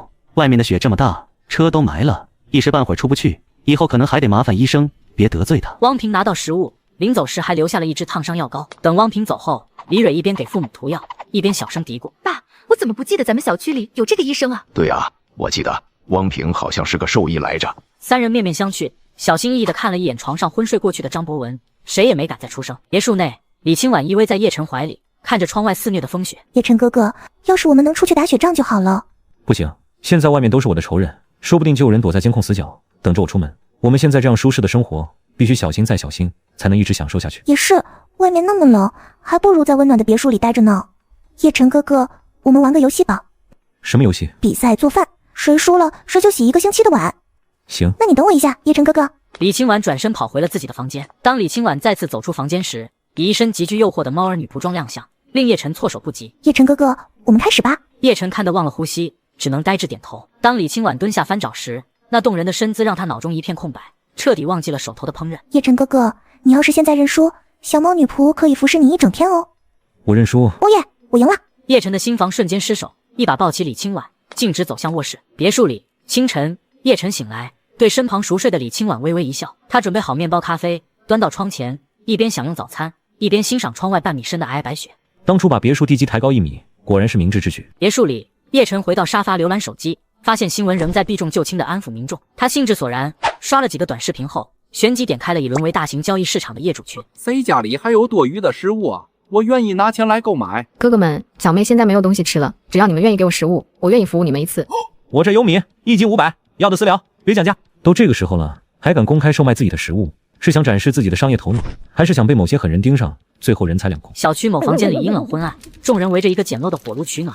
黄旭的高烧已经退了。爸，我们现在的食物所剩不多了，最多只够吃今天1天。外面我们是出不去了，不过别人那里还有。爹，你的意思是我们去抢其他的业主？没错，阿田，你们5个留在家里面看家，剩下的人都跟着我一块出去，咱们去采购食物。黄德辉带着人来到一户门前，用力砸门。一个男人骂骂咧咧地打开门，还没来得及看清是谁，找点东西，不想死的就滚一边去。手下们冲进屋里，肆无忌惮地翻箱倒柜，只找到了几个土豆和青菜。求求你们给我留点吧！你自己的食物看不好，凭什么怪我？他们来到第2扇门前，无论怎么敲门，始终没有半点回应。以为当缩头乌龟就有用吗？给我砸！楼道里，随着5分钟的猛烈打砸，门锁崩断。黄德辉踹门而入，一个瘦弱男人赫然站在眼前，他手握菜刀，身体因恐惧而不停颤抖。给你刀你会用吗？老大，这是条大鱼啊！他家里有1箱方便面，还有几10个鸡蛋和1包火腿肠。行了，我们可以走了。被抢了菜刀的男人看着他们转身的背影，面上满是愤怒和不舍。还有王法吗？他猛地爬起，径直冲向黄德辉身后。黄德辉头也不回，反身一脚正中其胸口。业主已惨叫一声，应声倒地。还敢偷袭我们老大，找死！黄德辉没有理会身后的惨叫，带着人径直走出了房门。别墅内，叶晨悠闲地躺在沙发上，看着业主群里乱成一锅粥。哎，物业，有人光明正大抢劫，我的食物全被抢走了，这还怎么活啊？怕什么？我们人多，谁跟我一起去把食物抢回来？算我一个，干死他们！就是，都是男人，怕个鸟！你跟这装什么呢？有种下来，看我不打的你叫爸爸！小崽子，你别嚣张，有种楼下见。杨涛，那个健身教练，一身腱子肉，可惜是肉体凡胎。黄德辉可是有枪的，有好戏看了。他起身来到2楼阳台，拿出望远镜和1包薯片，悠闲地坐下。杨涛带着3个手持棍棒的业主在雪地中等候。10几分钟后，黄德辉率领10余名手下浩荡而来。杨涛见对方人多势众，虽脸色一变，仍硬着头皮站在原地。就你们4个，刚刚在群里不是挺能叫吗？再叫一个我听听。少废话，我一个人就能干趴你们全部。杨涛怒吼一声，率先冲了上去，两方人马瞬间混战在一起。杨涛一身肌肉果然不是白练的，转眼就打倒了2个壮汉。就在杨涛欲战欲勇时，黄德辉掏出手枪，枪声过后，现场死寂。只见杨涛眉心中弹，面带惊恐地倒在了雪地中。黄德辉枪口转向剩下3人，大哥饶命，我们错了，别杀我们！哈哈哈，刚才不是挺能叫唤吗？再叫啊！行了，别玩了，快点搞完，回去取暖。都起来，带我们去你们家，还有那个死鬼的家。杨涛的尸体孤零零地躺在雪中，很快被新落下的雪花覆盖。别墅内，叶晨放下望远镜，喝完最后一口可乐。黄德辉公开开枪，这是彻底不装了。这个小区要变成狩猎场，不过只要他们攻不破我的堡垒，就与我无关。不一会，穿着毛茸茸睡衣的李清婉睡眼惺忪地走了出来。早啊，叶晨哥哥。早啊，婉婉。叶晨哥哥，我们中午吃什么？吃烤全羊。好耶！别墅里完成每日训练后，叶晨与李清婉在客厅烤全羊，两人默契配合，翻转、刷油、撒料。不久，别墅里便充满了诱人香气。叶晨最后切下最嫩的羊肉，打开手机，点开电视剧，一边吃肉一边看了起来。爽！叶晨哥哥，我吃不下了。叶晨正吃着烤全羊，手机屏幕亮起，是周雨萌的消息。叶晨眉头一挑，拿起手机打字：你那里还有食物吗？我可以拿别的东西给你交换。我当然还有食物，你说的别的东西具体是指什么？终于撑不住了，只有当对方没有了筹码的时候，谈判才最有利。1304号房内，面对最后一包饼干，饥肠辘辘的周雨萌伸手又想收回，内心无比挣扎。突然，手机传来叮的一声，是叶晨的回复。真是个色胚。犹豫片刻，他深吸一口气，开始打字。我是一名化学老师，你可以告诉我你有什么需求，我或许可以利用我的知识帮助你。我听说你曾经制作了一个炸弹，我对这个很感兴趣。他想让我做炸弹，他到底是什么人悍匪？不过现在活下去才是最重要的，我确实会做。你想让我帮你制作炸弹，可以，但你得先给我看一下你的实物，不然我不放心。别墅内，叶晨看到信息，打开手机录像功能，对准面前滋滋冒油的烤全羊。看到了吗？烤全羊。你现在怎么还能吃得上烤全羊？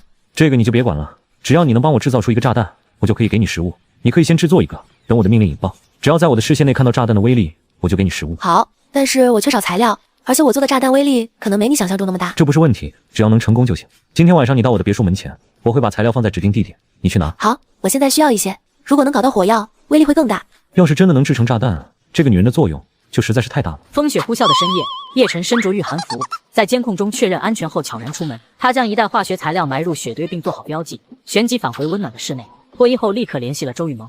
东西我放在门口了，过来拿吧。好。别墅内，叶晨打开监控，屏幕自带夜视功能，别墅外清晰可见。十几分钟后，一个高挑的身影出现在监控画面中。这就是周雨萌吗？周雨萌穿着厚厚的棉服，来到别墅5米外停下，警惕地环顾四周。他拿出手机给叶晨发来消息：东西在哪儿？我没看到。右边高一点的雪堆，自己找。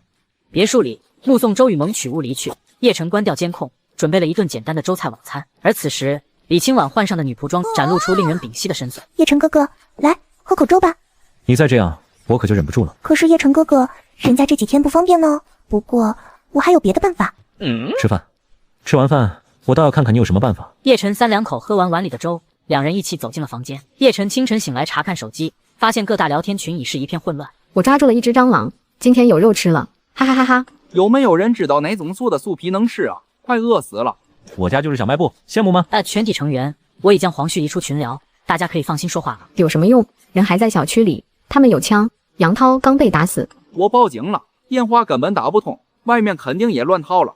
谁带头干他们？我跟上。你傻啊？忘了杨涛怎么死的了？谁带头谁先死。一群乌合之众只敢在群里叫嚣。不过等黄德辉他们吃完了，下一个目标就是你们。我建议大家聚在一起。叶晨家不是住别墅吗？400多平，我们都搬过去，人多力量大，还怕他们？这个老东西贼心不死，又想煽动别人来对付。对啊，别墅大，我们住进去肯定安全。食物也可以统一分配，这样才公平。不好意思，我一个人过得挺好，就不劳烦各位了。你怎么这么冷漠？大家都是邻居。就是，你的别墅那么大，住几个人怎么了？一点同情心都没有。道德绑架，想利用舆论逼我开门，天真。对我来说，你们不过是解闷的工具罢了。这时，手机弹出一条私信，是周雨萌发来的。你要的炸弹做好了，什么时候让我试验一下？不急，等我的命令。你最好快点，我只剩1包饼干了，再拖几天，不等实验我就先饿死了。放心，等不到你饿死那天，1个晚上就做好了。这个女人，如果炸弹真的有用，倒是个人才。至于群里那帮废物，连根菜叶子我都不会给他们。就在这时，业主群突然弹出一条视频，发布者是群主物业。叶晨好奇地点开视频，视频里黄旭那张嚣张的脸占满了屏幕。听说物业把我踢了，我很不满意。黄旭翻转镜头，画面中业委会的2个大妈和1个大爷双手抱头，正瑟瑟发抖地蹲在地上。大家都是街坊邻居，干嘛这么见外呢？所以我决定随机抽个幸运，帮他保管一下家里的食物。接下来看看是谁这么好运吧。视频发出后，群里瞬间死寂。203号房内，张博文躺在沙发上，右脚裹着厚厚的绷带，旁边放着一根拐杖。他和李蕊的脸上都是红一块白一块的烫伤后遗症。我们还剩多少吃的？大哥，剩下的只够我们吃1顿了。只剩1顿了。跟兄弟们说，我们要再次进攻北边那栋别墅。可是老大，我们之前试过了，根本攻不进去啊！上次的教训还不够吗？单凭我们当然不够，不过我们可以联合别人。老大，我们去找谁啊？黄旭，昨天杨涛被打死的事，你们也知道了吧？黄德辉父子也在这小区，我们就去找他联手。张博文的手下很快带来了黄旭一行10几人。黄德辉最后身着皮大衣走进房间。哟，我还以为是谁呢？手下的人说他老大认识我，没想到是张少啊！你怎么会在这儿？还搞成这副鬼样子？这事儿不提也罢。黄老哥，我找你来是想跟你联手对付一个人。哦，是哪个不长眼的？连张少都敢惹？一个叫叶晨的，他就住在这个小区最北边的那栋别墅里。什么？叶晨？黄老哥，现在大雪封路，食物就是命。我知道叶晨的别墅里囤积了大量的物资，只要你帮我破开他的别墅，里面的东西我们对半分。爸，太好了，我们也跟那姓叶的有仇，2家联手，还怕他个王八蛋？等抓到他，我非得把他千刀万剐。你们也跟他有仇？没错，张少，你这个提议很不错，我跟你联手。不过那小子的别墅坚固得很，我们得好好商量一下对策。别墅大门最难破，我们不碰。我带人去门口吸引他的注意力，你们趁机砸他家的玻璃或者墙壁。黄老哥，你看怎么样？这个办法好，为了保险起见，我们晚上行动。好，我就不信这么多人还破不开他一个乌龟壳。别墅内夜深人静，已经是凌晨2点。哎，这游戏也太难了，该洗个澡睡觉了。就在这时，放在桌上的手机突然发出一连串急促的警报声，有人来了。叶晨皱眉，拿起手机点开监控，只见10几道身影正鬼鬼祟祟地摸向别墅，为首一人身材高大，另一人则拄着拐杖，行动不便。这不是张博文和黄德辉吗？呵，凑到一块儿了，想强攻我的别墅，有意思。张博文对着黄德辉点点头，随即带着几个壮汉来到别墅门前。叶晨，别睡了，有种滚出来跟我们决一死战！你个缩头乌龟，是不是怕了？有种出来单挑！另一边，黄德辉带着黄旭等人悄悄摸到了别墅的窗户下方，上。手下叠罗汉攀上窗口，试图探查，却只摸到一块将窗户完全封死的厚重钢板。老大，这窗户怎么是铁的？什么铁的？他妈的！叶晨把这别墅打造成王八壳子，连窗户都封死了。别急，他就算加了层钢板又怎么样？想办法给我把它撬开。手下们拿出撬棍，却发现钢板与墙体间的缝隙连刀片都插不进去。给我用大锤砸！叶晨站在窗边，只能听到外面传来微弱敲击声，连防弹玻璃都没有丝毫震动。就这点动静，跟催眠曲似的。他听着门外张博文还在持续的叫骂，从异空间拿出一个录音机，录了一段话，随手放在了门口。录音机里传出叶晨懒洋洋的声音：各位辛苦了，大半夜的还来给我免费安保巡逻，不过这噪音有点扰民，我先去洗澡睡觉了，你们继续，加油哦。叶晨，你这个小笔崽子，有种出来，看我不弄死你！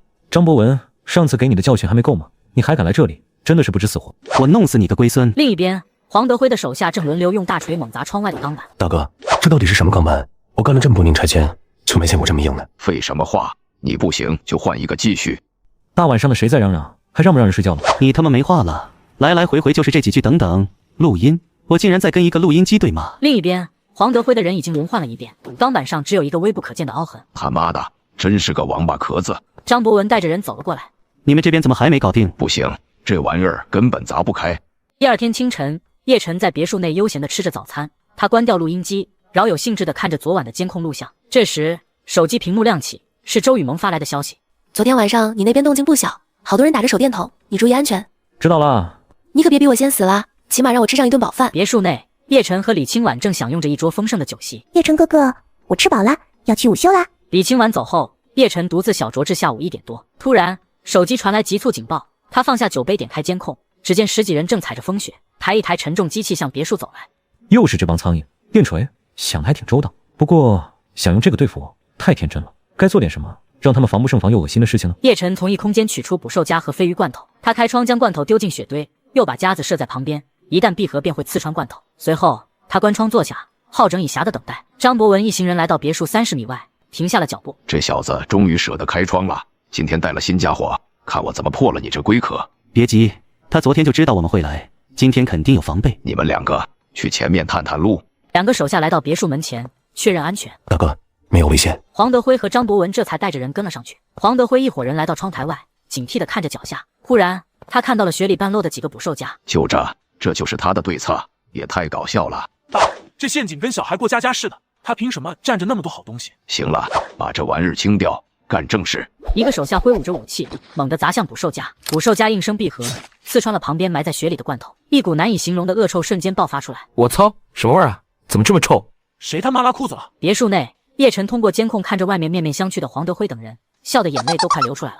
这效果比我想的还好，虽然没什么杀伤力，但恶心人是1等1的。在这种环境下，你们还能继续吗？要不要再给你们加点料？别墅外，一个手下捏着鼻子，用2根手指嫌恶地夹起一个被压扁的铁罐，一股股浑浊的绿色汤汁从铁罐破口处滴落下来。大哥，我知道臭味是哪来的了，这捕兽夹上面绑着鲱鱼罐头，还捏着干什么？快给我扔到一边去！他妈的，叶晨这个王八蛋，竟然用这种阴招！寒风一刮，恶臭瞬间扩散到另一边。正在门口叫骂的张博文闻到味道，扶着墙就开始狂吐。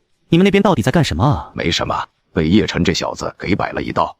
你们下次办事能不能注意一点？我昨天吃的泡面全吐出来了。行了，吃的苦中苦，方为人上人。只要我们用电锤把这玻璃砸破，就有吃不完的食物。是啊，大家加油啊！你也跟着他们一起去干活。这就受不了了啊！该给你们上点猛料了。他从异空间翻出一个脸盆大的巨型鲱鱼罐头，瞅准黄旭等人接近窗户的间隙，叶晨猛地开窗，趁对方愣神之际，用力将罐头砸向人群。别墅外，黄旭等人看到一个巨大的黑影飞来，就下意识挥动武器砸了他。罐头在半空爆开，汁液与烂肉如雨般倾泻，覆盖10米范围。黄旭等人被淋个正着，连稍远的张博文也未能幸免，比之前强烈100倍的恶臭顷刻间弥漫开来。哦，我受不了了，恶心死了！别墅内，叶晨迅速关窗隔位，面对窗外众人的狂怒，他淡然一笑，按下遥控，厚重的钢板顷刻落下，隔住了内外。妈的，就算再臭，今天也必须把叶晨家的别墅给破了。话音未落，鼻尖涌上的恶臭让他再次发出一声干呕，其余人也跟着生出了应激反应。都快点给我动手！今天我一定要把这个钢板给打碎，到时候叶晨交给你们处置，想怎么折磨就怎么折磨。众人眼中凶光再现，他们无视满身恶臭，合力抬起沉重电锤，以叠罗汉方式送至窗前。随着插线板连接的长线通电，电锤发出刺耳的嗡鸣。别墅外，最上方的一名壮汉正举着电锤，猛烈地砸向窗外的钢板，火花四溅，钢板剧烈震颤。只要能破开，里面的东西就都是我们的。快点，再加把劲儿！别墅内，叶晨戴着耳机打游戏，但刺耳的摩擦声依旧穿透而来，让他烦躁地皱起眉头。真是没完没了了，这噪音太影响我打游戏了。就在这时，手机屏幕亮起，是周雨萌发来的信息。你家门口怎么了？我又看到那伙强盗了，他们好像在破坏你家。你怎么知道的？我下楼取水烧水，看到他们用一根根插板连着电，插头就在我不远处。你不是没吃的了吗？帮我个忙，晚上我先给你些食物。什么忙？去把插板拔了。真的吗？那你能不能多给我一点食物，我就帮你。没问题，倒是挺果断。不过人为财死，鸟为食亡，也正常。几秒钟后，窗外刺耳的摩擦声戛然而止。叶晨看向监控，只见靠近居民楼方向的那个小黑点已经消失不见。总算可以清静一会儿了。别墅外，电锤声突然停止，众人都是一愣。怎么回事？怎么停了？老大，好像没电了。不可能，现在还没到断电的时间。你过去看看是不是插头出问题了。那名手下应声朝着居民楼的方向跑去，不到10分钟，他又飞快地跑了回来。大哥，插板松了，我已经插好了。继续。电锤又一次砸向钢板，然而仅仅工作了几分钟，电锤就再次停止了运转。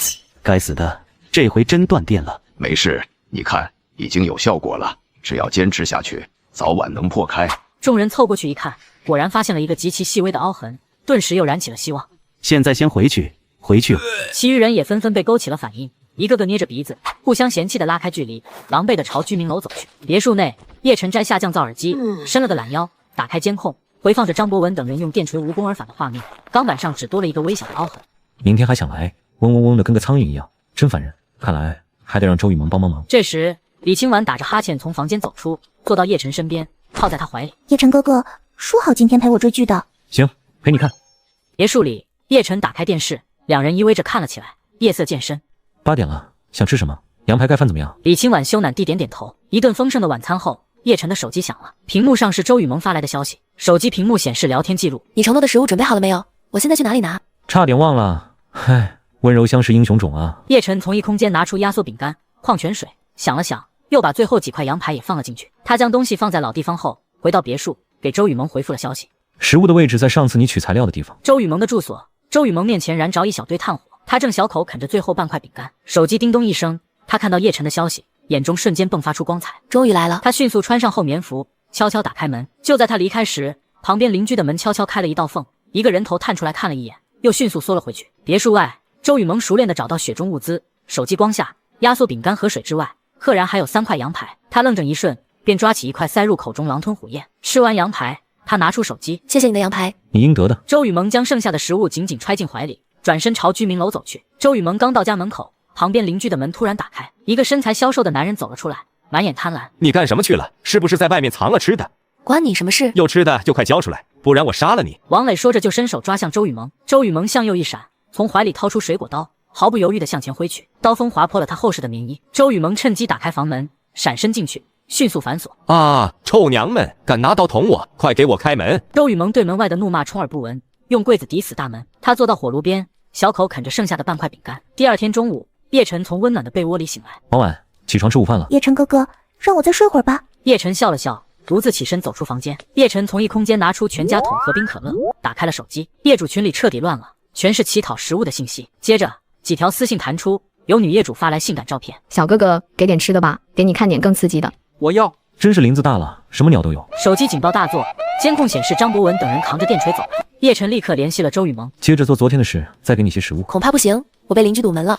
看来只能靠自己了。窗外再次传来刺耳的电钻声。叶晨看了一眼监控，见所有人都围在窗边，门口无人看守。既然你们这么想进来，我就给你们开个门。他从异空间拿出一把弩箭，走向大门。别墅外，众人忍着身上的恶臭，正合力举着电锤猛砸钢板。兄弟们，加把劲，破开这龟壳，里面的食物和女人就都是我们的。就在这时，一支弩箭破空而来，精准地射中了一个壮汉的大腿。啊，我的腿！别墅外，众人纷纷回头，只见别墅大门敞开，叶晨正站在门口，手中举着弩箭。叶晨，张博文扔掉拐杖，一瘸一拐地冲向叶晨，没2步便摔倒在雪地。叶晨举弩欲射，却瞥见黄德辉正摸向腰间，他当即放弃攻击，果断退回别墅，关紧大门。可惜了，都他妈愣着干什么？回来继续砸，马上就破开了。张博文被人扶起，他死死盯着大门，眼中满是杀意。别墅内，叶晨将弩箭放回异空间，坐在沙发上。外面太危险了，看来不能再出去了。不过不出去，不代表我不能陪你们玩玩。叶晨斟上一杯红酒，来到2楼，他升起窗外钢板，随后启动了别墅外的扩音喇叭。别墅外，电锤的噪音中，一个懒洋洋的声音通过扩音器传遍四周。加油啊，各位！照这个速度，再干个1年半载呢，应该就能进来。众人抬头望去，只见2楼的防弹玻璃后，叶晨正端着一杯红酒，居高临下的看着他们。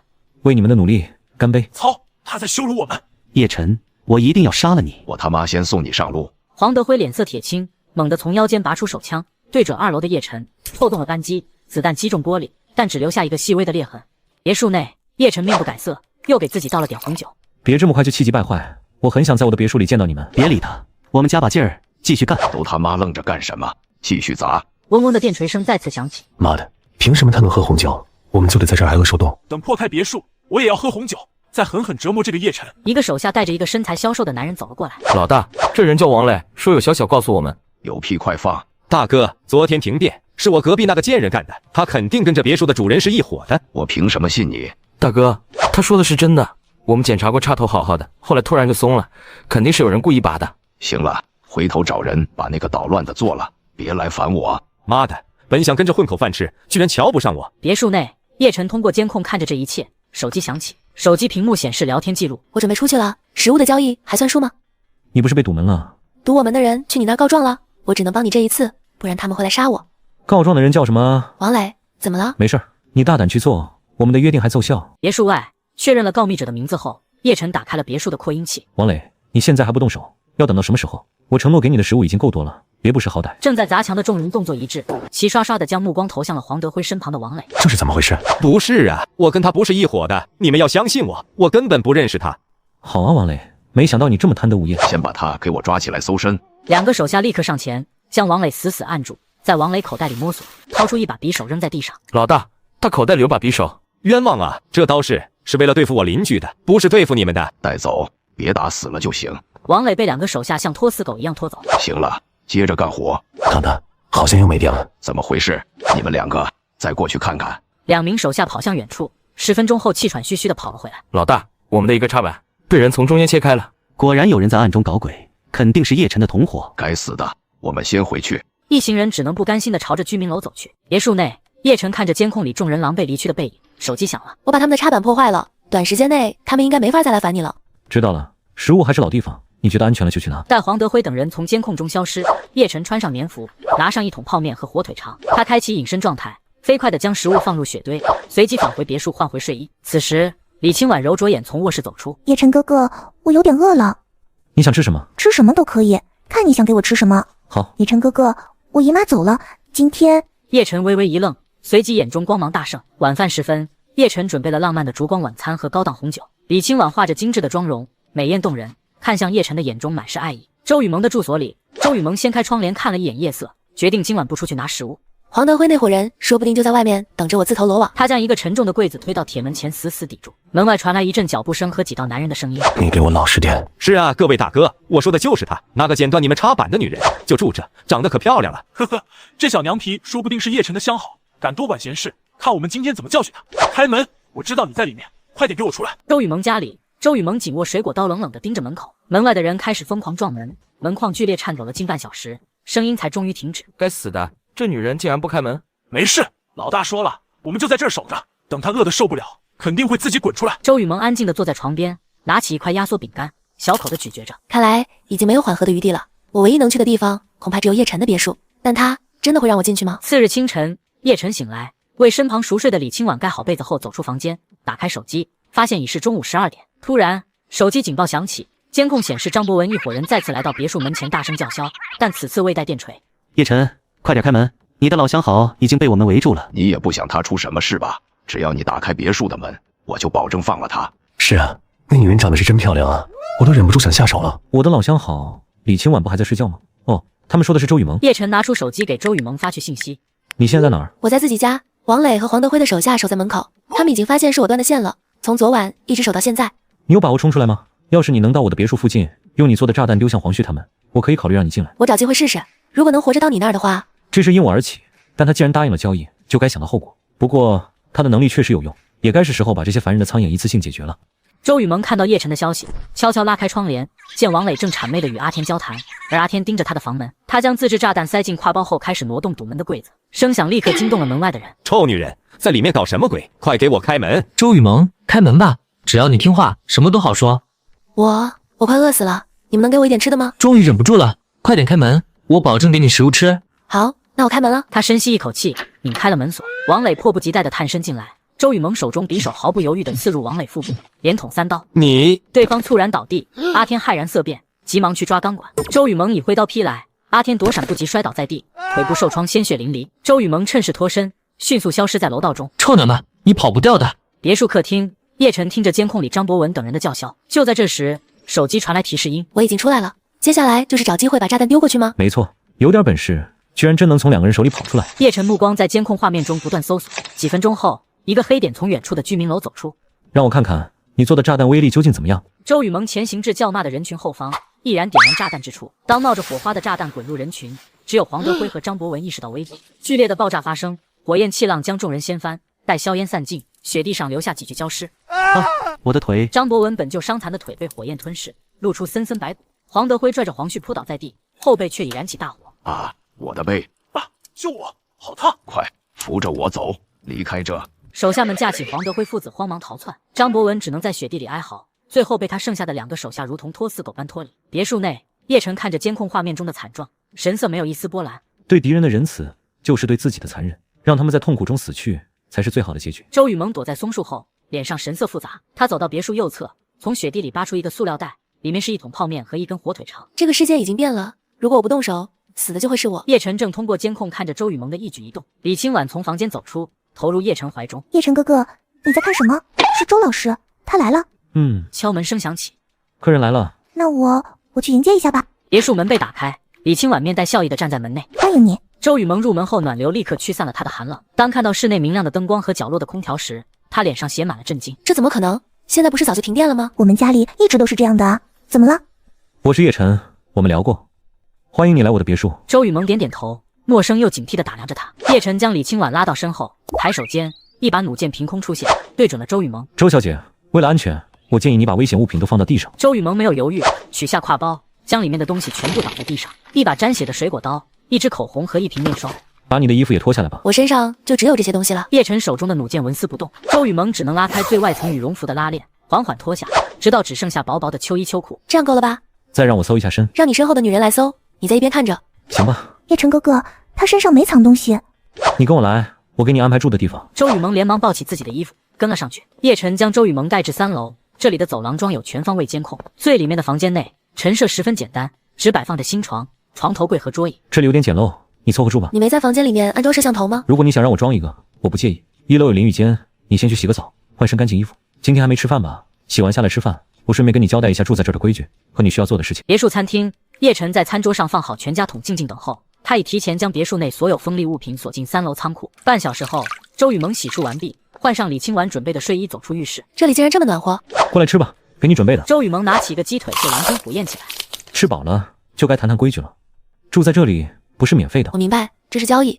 第一，1楼是我的生活区，没事不要下来，你就待在3楼的房间，书房的书可以随便看。第二，你的任务就是制造炸弹，材料我会提供，但你制作的时候我必须在场。没问题，我不是傻子，能在这里吃饱穿暖，我高兴还来不及。希望如此。那我先上去了。周雨萌走后，李清婉坐到叶晨身边。叶晨哥哥，你觉得周老师长得好看吗？还行。真没意思，陪我打游戏去。好。游戏间隙，叶晨拿起手机，点开了业主群。群里不再是哀嚎求实，而是异常的亢奋。大家都看到了吧？黄德辉那伙人被炸得半死不活，他们现在肯定没什么力气了。对，就是现在，轰打落水狗的时候到了。谁跟我一起去，把他们抢走的食物都抢回来？想去的楼下集合。我去。算我一个。有意思，看到黄德辉他们重伤，就想起来反击了。只要别来招惹我，你们想干什么都行。不过他们应该没这个胆子。黄德辉父子和仅剩的3个手下拖着重伤的身体逃回房间，两人后背的衣服已被烧光，血肉模糊，惨不忍睹。关门。他借着旁边的落地镜看到了自己背上的伤势，脸色瞬间变得铁青。药，我们还有没有药？大哥，没了。爹，我记得这楼里有个医生，不过他好像是个兽医。管他妈的是兽医还是人医，快把他找过来。爹，我带你们去找。几人互相搀扶着，再次打开房门，朝着楼道走去。居民楼走廊中，黄德辉和黄旭等一行人就迎面撞上了一伙兴冲冲的男人。看，就是他们，黄德辉那伙人。哈哈哈，黄德辉，听说你们被炸得半死不活，快把食物都交出来，不然别怪我们欺负老弱病残。黄德辉眯起眼，嘴角勾起不屑的冷笑，缓缓掏出手枪，打开保险对准叫嚣者，一声枪子弹精准射入其眉心，那人应声倒地。啊，杀人了！都他妈别动！爹，最左边那个就是这里的兽医。你给我过来！啊，我。枪口之下，汪平被迫就范，旋即被黄德辉的手下控制。与此同时，另外2个手下将匕首挥向呆立的业主，惨叫声与鲜血顷刻弥漫。一旁的汪平吓得失禁，一群不知死活的东西，正好拿你们来立威。汪平的住所，黄德辉和黄旭赤裸着上身，趴在沙发上，汪平正用镊子颤抖地为他们清理着伤口上的血浆。大哥，我这只有些烫伤药，只能先简单处理一下，防止感染。死不了就行，去把他家能吃的东西都找出来。大哥，我已经帮你们治伤了，你们不能这样恩将仇报啊！王医生，别激动，你的技术不错，以后就跟着我，我保你饿不死。汪平看着空空如也的米袋，再看看黄德辉手中冰冷的手枪，脸上一阵青一阵白，最终屈辱地点了点头。很好，以后我们就住这儿了，去把我们那边的东西都搬过来。很快，手下们将物资搬了过来，在客厅点燃了火炉。爸，都怪张博文那个废物，要不是他怂恿我们怎么会落到这个地步？哼，一个花架子，还真把自己当个人物了。等我们伤好了，第一个就拿他开刀。叶晨穿着棉服，手持弩箭走出别墅，将一具具焦尸收入异空间。正当他处理最后一具时，异空间却无反应，那尸体骤然睁眼盯向他。叶晨面无表情地后退一步，举弩便射，箭矢精准没入眉心，目标当即毙命。怪不得射不进去，原来是没死透。他大手一挥，将这具真正的尸体收进异空间。别墅客厅，叶晨换上舒适的睡衣，从冰箱拿出一瓶可乐，坐在沙发上，打开手机，点开业主群。完了，去找黄德辉的那几个人全被干掉了。照片你们看了吗？太惨了，黄德辉有枪。这帮畜生，我们必须团结起来，再组织一拨人。哥哥们加油，成功了分我点吃的就行。一群蠢货，重伤的黄德辉都打不过。203房间内，张博文躺在床上，整条右腿血肉模糊，已经彻底废了。李蕊一家3口缩在角落，吓得瑟瑟发抖。2个幸存的手下也浑身是伤，不知所措。啊，还他妈愣着干什么？去给我找医生，快去！2个手下连滚带爬地跑了出去。李蕊3人看着床上痛不欲生的张博文，眼中满是恐惧。蕊蕊，他们人走了，咱们也赶紧离开这儿吧。对对对，妈，这样不太好吧？我们离开这儿又能去哪呀？蕊蕊，不是妈不看好他，他现在都成这个鬼样子了，我们继续跟着他，早晚得饿死。你这么漂亮，再跟叶晨联系一下，说不定他一心软，就让我们去他别墅了呢。你妈说的对啊，蕊蕊。跟着张博文就是死路一条，这次就算爹妈求你了。行吧，我现在就给叶晨打电话。张少，别怪我心狠，我们之间本来就没有爱情，只是各取所需。现在我得为自己活下去。李子健和刘小莲顿时面露喜色。李蕊拿着手机走到一旁，拨通了叶晨的电话。别墅卧室内，叶晨话口袋里的手机突然响起。叶晨看着手机屏幕上李蕊的名字，眉头一皱，直接拒接。下一秒，电话又打了过来。李蕊，你要干什么？叶晨，我错了。我承认我当时被张博文的钱冲昏了头脑，我现在才发现我最爱的人一直是你，你能原谅我吗？我想和我爸妈过去跟你住在一起。这家的吸血虫张博文废了，就想来吸我的血，真以为我还是上辈子那个蠢货？行啊，我可以原谅你，只要你愿意带着你爸妈到我家别墅门口来跪上1个小时，我就接你们进来住。叶晨不等李蕊回应，直接挂断电话，开启了飞行模式。蠢货，还想用花言巧语骗我？你们要是真敢来跪，我就做个大善人，送你们一家去地府投胎。张博文的2个手下捂着伤口，来到汪平家门口，用力敲门。汪医生，开门啊！谁呀？想干什么？汪医生，是我们张博文大哥的手下，您之前还给我们治过伤呢。我们大哥伤得很重，快不行了，求您救救他。大门打开，2个打手看清门内的人后，笑容瞬间凝固。黄德辉正举着手枪，枪口对准他们，脸上挂着一丝冷笑。黄哥，别开枪，咱们好歹也算合作过。来找汪平治病。是，我们老大躺在床上痛得快死了，我们得赶紧把医生请回去。不急，忘了告诉你们，汪平现在是我的人了，想让他去给张博文治病，可以，得拿点报酬来。黄哥，您先让我们见见汪医生行吗？不信，汪平大哥，您叫我，我们信了。黄哥，您到底要什么报酬？你们那儿剩下的所有食物都给我拿过来。黄旭就从屋里兴冲冲地跑了出来。爹，我记得张博文身边还有个妞，长得不错，不如把她也要过来，给兄弟们泄泄火。不错，就这2个条件，食物还有那个女人，少一样你们就回去等死吧，不准讨价还价。好，我们答应。你们2个跟着他们去，先把东西带回来，我再派汪平过去。2个打手带着黄德辉的手下回到了203房间，他们径直走到床边，对着床上哀嚎的张博文说明了情况。答应他的要求我都答应，快去把医生给我请过来。好啊，李蕊，你不是想走吗？我成全你。得到命令，黄德辉的手下立刻走向橱柜，将里面的食物洗劫一空。你们干什么？这是我们的食物。住手，放下！黄德辉的一个手下不耐烦地转身，一脚将2人踹倒在地，另一个手下则嘿嘿坏笑着，径直朝李蕊逼近。203房间内，尽管李蕊奋力挣扎，可依旧无法挣脱2个黄德辉手下的钳制。臭婊子，老实点，不然等会有你好受的。李蕊猛地扭头，怨恨地死死盯着床上的张博文。一个情人罢了，等这场灾难过去，这种女人我要多少有多少。看着李蕊被带走，李子健和刘小莲不顾一切地朝门口跑去。你们放开我女儿！想去哪？给我滚回去！张博文手下一脚踹翻李子健，接着又一拳打倒刘小莲。再看就把你们的腿给打断。他关上铁门，拖过一旁的鞋架，死死抵住门。老大，我们接下来要做什么？把他们2个老东西先给我绑了，我们没有食物了，如果找不到新的，就只能先吃腊肉了。张博文手下瞬间领悟，从柜子里翻出绳子，走向墙角瑟瑟发抖的李子健和刘小莲。别墅内，下午5点多，叶晨和李清婉准备晚餐。餐桌上，青椒炒肉、麻婆豆腐、上双青菜和一个玉米排骨汤已经摆好。在枯燥的日子里增加点仪式感，才不会感到无趣。叶晨哥哥，我们等周老师一起吃吧，你快点让他下来嘛。叶晨拿出手机发了条信息，下来吃饭吧。周雨萌从楼上走了下来，略微有些拘谨的在餐桌对面坐下。好了，人到齐了，吃饭吧。李清婉向周雨萌友善一笑，开心的吃了起来。周雨萌飞快的扫了2人一眼，看到他们亲密的互动，眼神闪过一丝复杂，随即低头安静吃饭。原来他不是一个人，这样也好。餐桌上菜肴丰盛，叶晨和李清婉都成了满满一大碗饭，而周雨萌却只成了小半碗，几乎只吃饭，不怎么夹菜。吃饱了。周雨萌尴尬一笑，有些犹豫，不敢多吃，不确定叶晨这里到底有多少食物。一旁的李清婉看不下去，直接拿过他的碗，盛了满满1碗饭。哎呀，你吃这么点怎么行？快吃吧，我们家不缺吃的，半夜饿了可没夜宵哦。谢谢，你刚刚说制造炸弹的事，只要材料足够，我就能一直做。那你能制作出威力更大、引爆时间更快的炸弹吗？它的炸弹威力比手枪还恐怖，要是能升级，就再好不过了。威力更大的可以，但材料要求会很苛刻，需要一些化学成分。叶晨在一空间里搜寻片刻，发现并没有他说的那些材料。那就先做普通的。你一天能制作多少个？一天大概能制作1颗。这样吧，明天周一，你每周交给我3颗炸弹，没问题吧？我还以为他会让我每天都做一个，他居然没有往死里压榨我。没问题。叶晨从别墅地下室的材料中凑够了3份，拿了上去，将材料递给周雨萌。这是3份的量。别墅客厅，周雨萌吃完饭，本想回房，却被沙发上看剧的李清婉拉住。周老师，别急着走呀，陪我一起看会儿电视呗。别墅内，周雨萌只好坐下。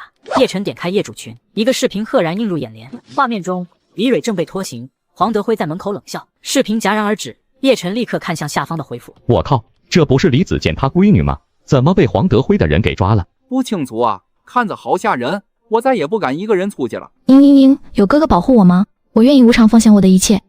这些人的同情心早就被饿没了。不过黄德辉和张博文不是一伙的吗？李蕊怎么会用抓的？有意思。别墅客厅，叶晨的手机响起一个陌生号码，他本想挂断，但电话固执的又打过来。你谁啊？哈哈哈，叶晨，你终于接电话了。黄旭，看来上次的教训还不够。叶晨，你别得意，你那个前未婚妻李蕊现在可在我手上，今晚她就是我的玩物了。哈哈哈。电话那头传来一个女人的叫骂声和挣扎声。就这，你还是那么天真？叶晨，救救我，我不是自愿的，只要你救我，我给你当牛做马都行。电话那头传来一声清脆的巴掌声。臭婊子，谁让你说话了？实话告诉你，是张博文把你卖了换他自己的命，你现在是我们的人了。李蕊，我出不去，但只要你能活着走到我别墅门口，我就救你。叶晨说完，直接挂断电话，拉黑号码。沙发上，李清婉和周雨萌正津津有味地看着电视剧，丝毫没有被影响。嘿，是不是该睡觉了？才几点啊，叶晨哥哥？那个，时间不早了，我先回去睡了。目送周雨萌上楼后，叶晨一把将李清婉横抱起来，走向卧室。汪平的住所卧室内，黄旭逼近缩在床角的李蕊，眼中满是暴虐。李蕊头发散乱，但她没有求饶，只是死死地瞪着黄旭。你以为叶晨会来救你？做梦！不如乖乖伺候好我和我的兄弟们，我保你活命。不说话是吧？行，我就把视频拍下来，发给叶晨，发给整个小区的业主看。不要，那就乖乖听话。黄旭准备就绪，然而5分钟后，他脸色巨变，眼中满是不可置信。黄旭失魂落魄地走出房间，门外几个手下正一脸期待。黄旭脸上闪过一抹疯狂，猛地冲上前揪住他的衣领，说：“究竟是不是你干的？”黄少，您在说什么？黄旭强行将汪平拽进另一个房间，关上了门。我受伤时你给我吃的到底是什么药？为什么我现在一点反应都没有？这怎么可能？我给您用的都是正规药品啊，虽然是给宠物治病的，但给人用应该也没什么大碍吧？皇少，您别冤枉我，有没有可能是您自己的问题？黄旭强忍怒火，踹门而出。汪平惊异地翻出那瓶消炎药，看到瓶身人类误用可能导致不举的副作用说明后，脸色骤变，慌忙用指甲将说明刮花。完了，这药黄德辉他们所有人都用过，这不等于我把他们全都给淹了？清晨，别墅餐厅餐桌上摆着小笼包和白粥。叶晨哥哥，我喂你吃。坐在对面的周雨萌抬头看了一眼，默默低下头喝粥，眼下带着一抹淡淡的黑晕。昨晚下楼，居然撞见他们两个在客厅，害得我连澡都没洗好。虽然有1周时间，但炸弹最好在前3天内完成。叶晨清空3楼的客房，用试管烧杯为周雨萌布置好实验室。周雨萌戴上手套，熟练地开始操作，动作倒是挺专业，看来没少做，不过真没意思。叶晨悄悄拿出手机，调成静音，点开了本地的一个闲聊群，群里哀嚎一片。一条新消息引起了他的注意：救命啊！我在滨江小区附近工地的建筑工冲进我们小区抢东西杀人，好几个人都死了。兄弟自求多福吧，我也快饿死了，帮不了你。大老爷们儿怕什么？直接跟他们拼了！滨江小区离这里不到300米，看来混乱已经开始蔓延了。叶晨很清楚，随着时间推移，末日灾难会越来越多，极寒、霜冻、酸雨会一波接一波的接踵而来。黄旭等人也不过是些小虾米，到了后面，那些生存下来的人会越来越疯狂，而他的别墅堡垒就是所有人的目标。想要稳如泰山的度过末日，那么他就要吸纳更多类似周雨萌的人才，开启火种计划。